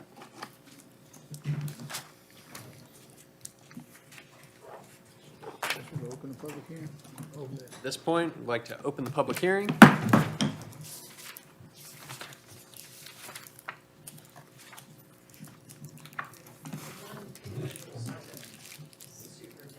All right. All right. Dr. Jones. Iron Man. Thank Come you. on up, Chip. I'm here. From the Lee District. I'm gonna go ahead and say I'm not gonna be there this morning. Good evening, members of the board. Good Mr. evening. Stanley, and congratulations, Mr. Jones, on your election as the chairperson. I'm Chip Jones, resident of Prince Edward County, Lee District, and superintendent of Prince Edward County Public Schools. I just want to ask you to vote in favor of this school bond resolution because it is a powerful project that's doing a lot for the community. I met with a group of students today at the elementary, middle, and high school. And I talked to the elementary students today about the school. We met in actually a new part of the school. And their things were, it's big, it's pretty, and I just like being here. So there are comments you don't always hear. The middle school students have requested to go on a tour. The high school students have requested to go on a tour. And their pre-K classes that have actually moved into the new part, their parents came and did an open house today. So it was a lot of excitement and joy that this one building is bringing to the community. So on behalf of Prince Edward County Public Schools, I would ask you to vote in favor of the school bond resolution. And also, I thank you for your support in this project along with the citizens and the school board. Thank you. Thank you. Thank you, sir. Would anyone in the audience like to speak at this public hearing? Wonderful. Thank you, Ms. Carson. At this point, I'd like to close the public hearing. And I would entertain a motion. I move the board approve the ratifying resolution approving application for a loan from the Literacy Fund of Virginia for renovation of Prince Edward County Elementary School. Motion and a second. Mr. Gillum? Yes, and with a question, are we paying any of this bill as we go on, we're proceeding with this renovation? I will say that we are already paying on the first bond. And then we'll start paying again on this second one. But, as you know, we've been sticking money aside for debt service to be able to spread that out over a few years, if that makes sense, Lynn. I'm all for keeping the total amount of debt down. We can pay some as we go along, keep borrowing a whole lot. We've actually, this last year, we're kind of in the hole. The last 6 months, we've been using our savings account to pay. We'll get reimbursed back out of the bond, but we've been using cash. Thank you. Just to confirm, your vote is yes? Yes. Okay, Mr. Emmer? Yes. Mr. Townsend? Yes. Ms. Cooper-Jones? Yes. Mr. Watson? Yes. Mr. Jenkins? Yes. Dr. Pride? Yes. My vote is yes. Highway matters, Ms. Puckett. And company. Mr. Loker. Mr. Locker is a warrior and he's stuck with us. I'm just going by the sheet. Fulfilling my public service role as well. Thank you. Come on, If you would, take the stand. Endurance aspect. Is it true that you went to Cumberland and Prince Edward tonight? I did tonight, yes. I'm filling in for, well, let me go back to too much introductions. Good evening, Mr. Chairman, members of the board. My name is Brian Locker. I'm an assistant resident engineer at the Farmville Residency. I'm covering for Mr. Frederick this evening. And yes, I am here after a Cumberland meeting, and I'm at least not saying good morning, so that's a good sign, right? Not yet, but just stay with us, stay with us. Nonetheless, we'll roll through the report here. Just for the past month, obviously, weather has been on our side with respect to snow. We haven't seen really any of it, which is a good thing, which has allowed our folks to focus on general maintenance activities throughout the county, from ditching operations. We got some drainage work that's going on, pothole patching and addressing work orders. I'll speak to some of the construction projects that are going on. Mr. Stanley had requested information on the Route 307-460 intersection. There's an ongoing lighting project there. In addition to lighting at the intersection, there is going to be flashing beacons heading westbound, heading westbound, advising the traveling public, caution to slow down. That project is on track to be completed at the end of this month, the end of January. You'll see the lights operational out there. There's another project over there at the Route 307 intersection, the sign structure heading eastbound. Before you get to Route 307, that is actually going to be replaced as well. No impact on the intersection per se, it's being replaced and updated to current standards. Moving forward, we'll see some paving projects coming up in the springtime. There'll be surface treating and plant mix. Further questions, details on locations, Scott Frederick or I can follow up with that as well. There's a couple items on here to address from last month in December. Supervisor Gilliam inquired about Five Forks Road and GPS. That's currently in the process of being evaluated, what kind of signage we can put in place to guide trucks and tractor trailers away from that road. Apparently the GPS, if you're coming from Keysville or if you're coming from Lynchburg area, it actually takes trucks onto Five Forks Road. So there is an opportunity to put signage in place and help redirect trucks along there. That would alter the GPS advice, correct? There's, the short answer to that is probably not. And we've had several other instances throughout the district and frankly throughout the state. It's working with Google is not the easiest thing to do. Yeah, the Waze app, it has, all over the country, has taken people through neighborhoods and Yes. everything else. It's tough. Yeah, the best thing we can do now is signage, at this point. Trashmore Road, the route number, 773. Thank you very much, sir. I know that is on the agenda next. I've been working with administration on getting that either abandoned or discontinued. Ms. Puckett will speak more to that.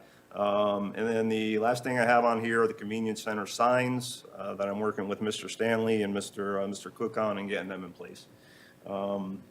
That is all I have for my report, and for the citizens in the room or on the call, if you have any concerns related to roads, call 1-800-4ROAD. You could also advise your constituents to do the same. That'll get a work order in a system, and we can follow up that way as well. Any other questions for me at this time? I have a concern. Yes, ma'am. You know, when you go to your church on Sundays, you go for your spiritual uplifting.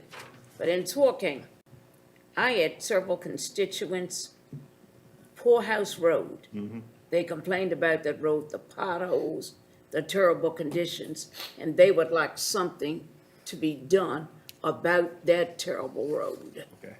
If these potholes are terrible. Sure. And just the road in general, they would like some consideration given to that. And I told them I would bring it to the meeting. Okay. Thank you, sir. Yes, sir. Right there, when you come to the trucking company and Rice, Yes. the road's real rough right there. Oh, that's hard trucking? You come up Physical Church Road, come on right, Rice Depot, I think it is. You come to the trucking company, the road's got big holes in it. Okay. It's real rough right there. And, Gully Chapel Road, your shoulders, there is some shoulders in a lot of places. Ready? That's it. Anything else for me this time? Just a quick question, do you know when they might finish the, go ahead, Lou. It's just information for them. It's in Charlotte County, your new traffic circle, you got to put your own street. Yes, sir? GPS still in people across the bridge. When you take the second exit, not the third exit, you might pass that information on the Google people. Okay. You know what he's talking about, Brian? Yes, I do, sir. There's no exit there. Do you know when they're gonna finish the mowing?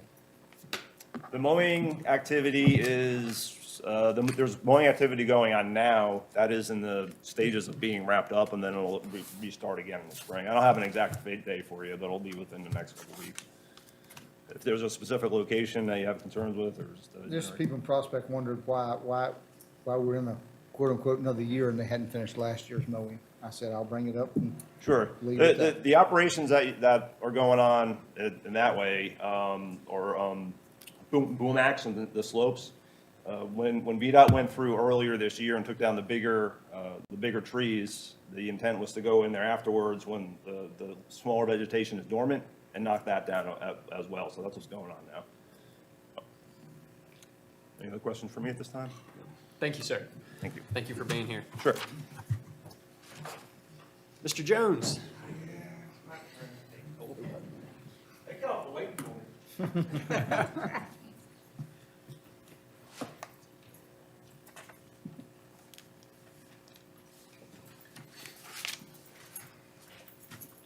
Good evening, everybody. Good evening. As the board is aware that the replacement for the scale house is, priority number 4 on the 25-27 CIP project. Of course, everybody knows the condition of the scale house. I'm not gonna read to the list of all of it.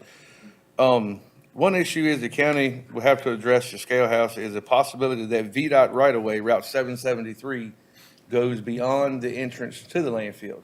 It goes all the way to the foot of the 1998 sale.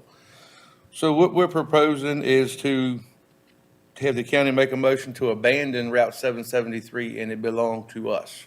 Because if it stays in with VDOT, they will have a right-of-way of it to where we may not be able to build 20 feet on this side of the road or 20 feet on that side of the road.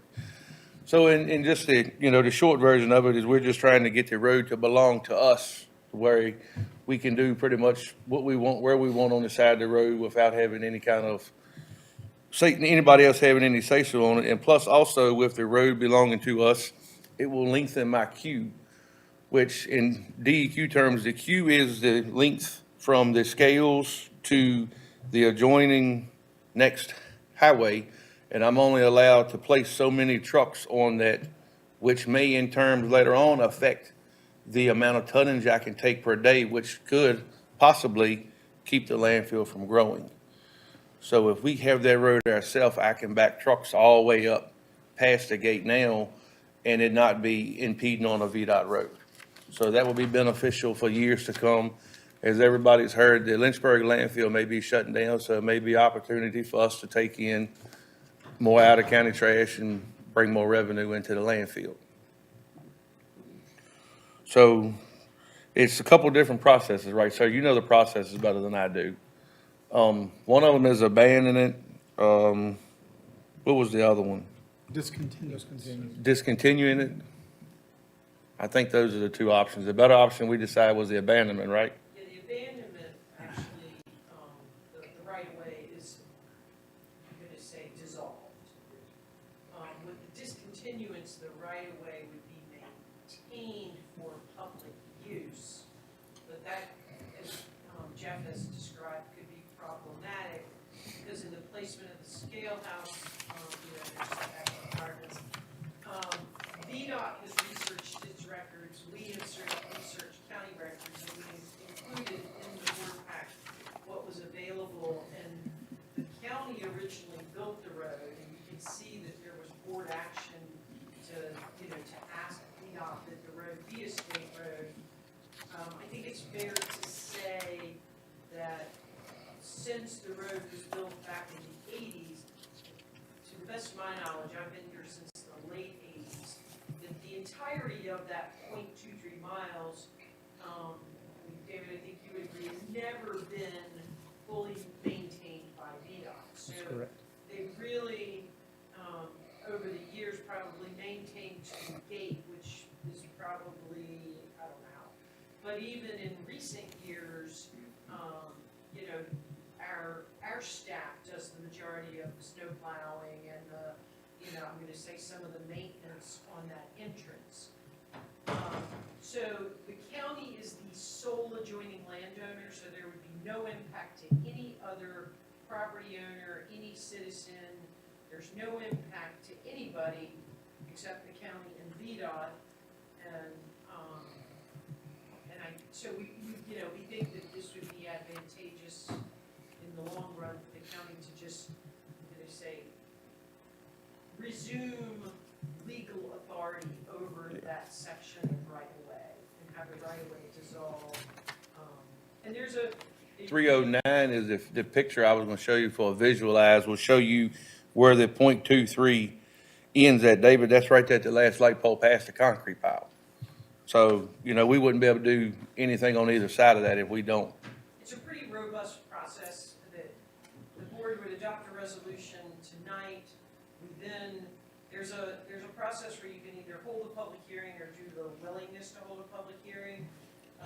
Doug and I discussed that, and we opted to recommend to the board that we just have y'all go ahead and adopt, advertise to hold the public hearing, which gives the public the opportunity to come in and give their input, and then you have to adopt the second resolution, and following all of that process, we submit everything to VDOT, and then they, I guess from the residency, it goes to central office, to the does it go to the CTV for action? The abandonment does not. Okay.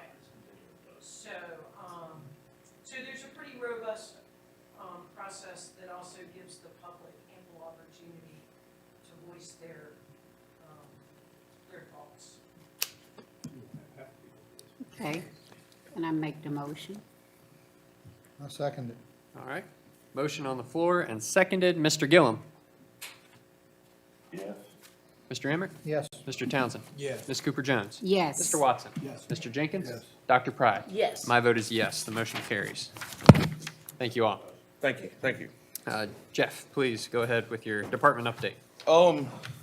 I went back to the beginning of April, and did it per quarter. And I was used to doing this by hand, but once we started in November, the new computer system, it makes it so much easier. From April, May, and June, the landfill did 9,864.57 tons of trash. July, August, and September, we did 10,296.40 tons of trash. October, November, and December, we did 9,004 tons, 4.69 tons of trash.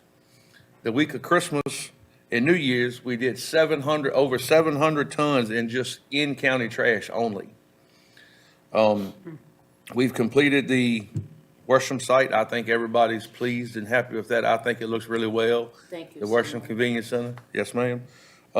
Verso has been regraded. Jerry put French drains in to keep the drainage down. We recently graded, we're working on lights. We recently graded, Prospect site, and we're gonna continuously keep grading and pressure washing and stuff as weather allows us as it gets warmer. Everything's been running good at the landfill. The new computer system it makes things so much easier on my part and on Cheryl and them getting the bills out. I think Cheryl told me they got all of them out. We came back the second and you had them out the second. So, I mean, it's taken 4 or 5 days worth of work down to one. The computer system it's working really well. And I'd just like to thank y'all for supporting me. I know some of my needs are big. Equipment is not cheap. Everybody knows that. I mean, but we're trying to grow the landfill. I'm trying to grow it. You know, I've been in talks with people about getting us more trash and, you know, we can do 200 in a day, let's do 400 in a day. I mean, it's just going to, you know, try to make us more money and I want to make it a business is my goal, is to be a sustained, runnable business. That's the way I look at it. And I'd just like to thank y'all for supporting me, and it's a trashy job, but somebody's got to do it.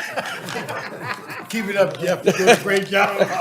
Tell your crew that the same thing. I thank y'all, yep. And they work hard, and we work in a lot of bad weather, and, you know, holidays, we work stuff too. So, I mean, they're very appreciative. Every time they see y'all, you know, y'all speak to them, and they speak back, and they're just excited to see y'all as I am, because, I mean, we wouldn't be here without y'all. So I'd just like to thank y'all. Thank you. Y'all have a good night. Keep it up. Keep it up. Mr. Love? I've talked a lot tonight. I'm going to try to keep this as brief as possible. It's from the Planning and Community Development. I know you've heard from the Building Inspection Office previously, but as far as zoning, I issued 202 zoning permits last year. 45 of those were homes. We did have less homes this year than we did last year, but I think that's a result. The town of Farmville went exponentially up. So a lot of homes got built in Farmville. We didn't get as many because a lot of people were locating in the town on available lots. We had 20 site-built homes. That's complete stick-built. 16 manufactured homes and 9 modulars. So that's the composition of what we had. We've had a lot of, I don't know if you heard from the building office, but they issued a total of 553 permits last year from those 202. And that we had a lot of commercial last year. All the stores that have come online, had a couple solar sites. Of course, as far as the Planning Commission, you'll get a copy of their end-of-the-year report that I'm going to be presenting to them next week. but they held one joint public work session with you all, one joint public hearing for the adoption of the comprehensive plan. That was finishing up that 18-month process. Additionally, the Planning Commission held 6 regular meetings, one of those to amend the ordinances to allow commercial kennels in a college residential. We had a rezoning, that was the Ellington property over there, right past the High Bridge crossing of 460, that to allow a mini warehouse. That hadn't been built yet. We would still be going through permitting. We had 10 special use permits last year, commercial kennel, commercial campground, 80 megawatt solar, the mini warehouse I just spoke about, which is a special use permit, 2 5-megawatt community solars, a restaurant, that's the one in Green Bay, rural event center, a communications tower, that's the one at SMI Way, and that is almost done. That tower's up. Verizon's getting ready to put their equipment on it. And then another, and then and of course, you just had from the Planning Commission, the meeting on the vote on the tobacco trail. So we had a lot of commercial last year, more commercial last year than the previous year. So I think that bodes well. Update on office stuff, we're finishing up, I call phase 2, kind of tweaking the customer service area to have a better lobby area for the customers. The building permit and the zoning permits are completely in the IGIS system. What that system means is we'll be able to pinpoint next year where all these projects are because they're tied to a GPS point. So I'll be able to tell you all where all those houses are, but to create maps, graphs. So I'm very excited about that. It's something we've been working on long term. From your last Thursday's meeting, I can say we are 98% ready to have online payments. I don't know I can't exactly tell you what that 2% was, but I was told by building staff and the treasurer we're 98%. I think we're on the cusp of having online payments. That's a game changer for us. That makes business easier to do here. A lot of these commercial companies can just do their business over the phone and on the internet. So really excited. I want to thank y'all because if you hadn't helped us, funded us to get the program, been behind us, I got to thank County Administrator Doug Stanley. He's one of the best I've ever worked for in my life. I'll say that to his face. I'll say it to anybody. I love my job. I love coming here. I love working for you all. I can tell you one thing on things like solar, we're going to be on it every day. My job is to make sure that what you vote on gets done in real life. And I make that continued commitment to you, but thank you so much. Thanks for the effort. Thank you, sir. Thank you. All right, Mr. Moma.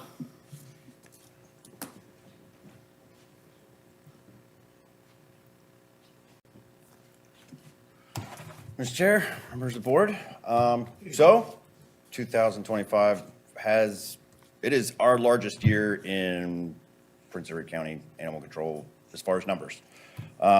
We had an intake of 533 dogs and cats that came through our doors. We had about 2,300 calls to the shelter. That's just voicemails and ones we are there to pick up.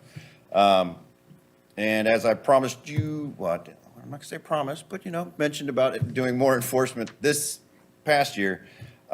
We stepped up enforcement throughout the county, issuing over 179 citations just through the end of November, from January to the end of November. That goes running at large, county tags, rabies, lack of care. Know that we've had some issues with the running at large in basically all of your districts at one point in time or another. We drove 40,000 miles within the county.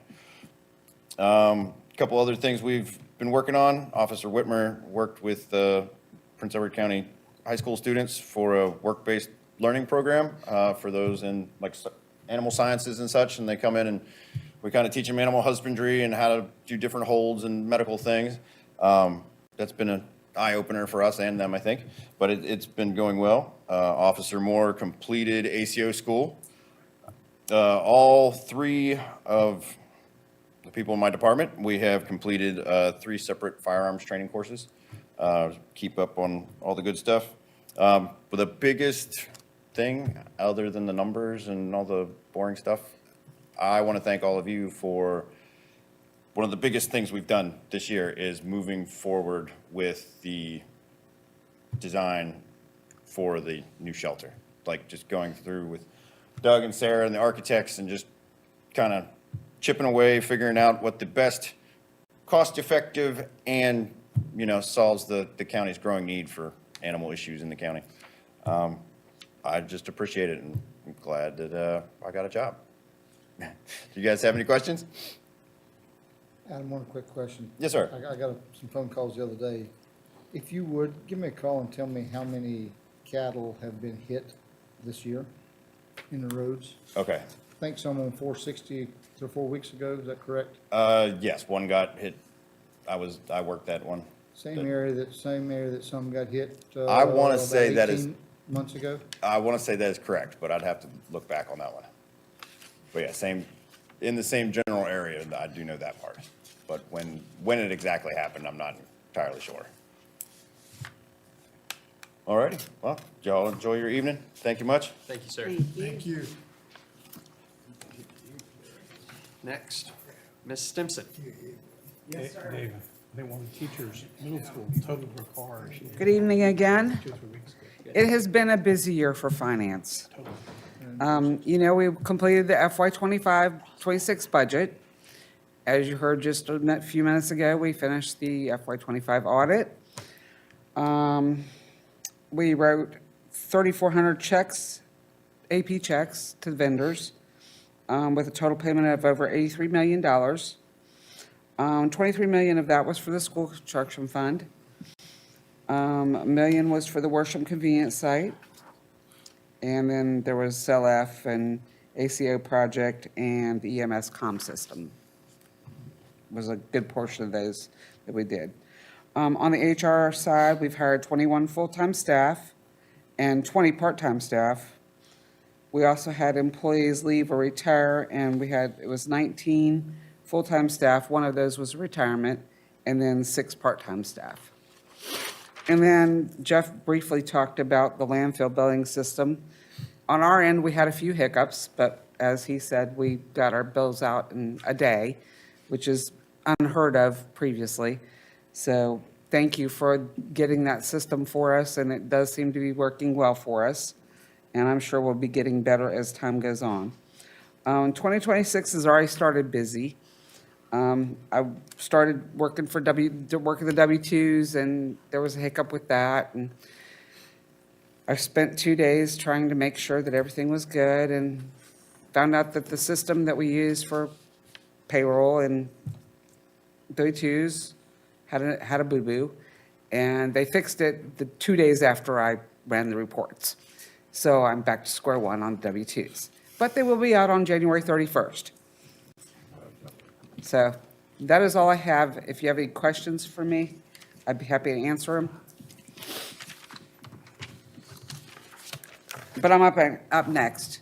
Yes, please continue. So, school appropriations. The Board of Supervisors has received a request from the Prince Edward County School Board to appropriate funds totaling $67,158.58 in state and federal funds to the school operating budget as described in the chart below. There is no local match required for this appropriation. I move the board approve these. Second. Motion and a second. Mr. Gillum. Yes. Mr. Emmert? Yes. Mr. Townsend? Yes. Ms. Cooper-Jones? Yes. Mr. Watson? Yes. Mr. Jenkins? Yes. Dr. Pride? Yes. My vote is yes. Next is an appropriation for PPE grant. On December 2nd, Prince Edward County was awarded a PPE assistance grant from the Virginia Department of Fire Programs in the amount of $69,906. The grant funds will be provided on a reimbursement basis, and matching funds are not required. The board is asked to appropriate as follows in the chart. So moved. Second. Mr. Gillum? Yes. Mr. Emmert? Yes. Mr. Townsend? Yes. Ms. Cooper-Jones? Yes. Mr. Watson? Mr. Jenkins? Yes. Dr. Pride? Yes. My vote is yes. Thank you. Thank you. Ms. Bucket?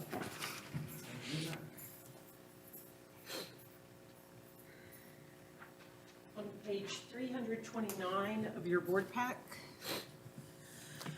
are reappointments to the Granite Falls CDA and the Virginia's Heartland Water and Sewer Authority for the 4 board members who were recently reelected to the board.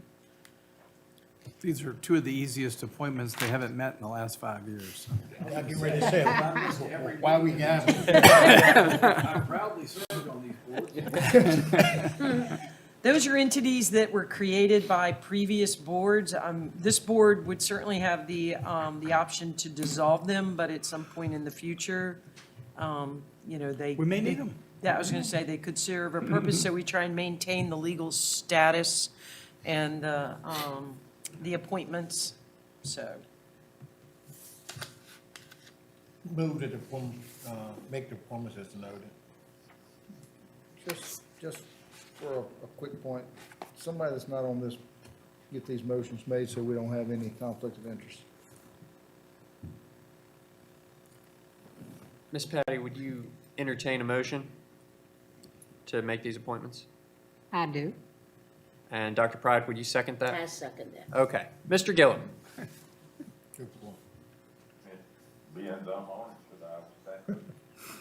You can vote. You can vote. No, you can vote for You can yourself. vote. We did that with committees earlier.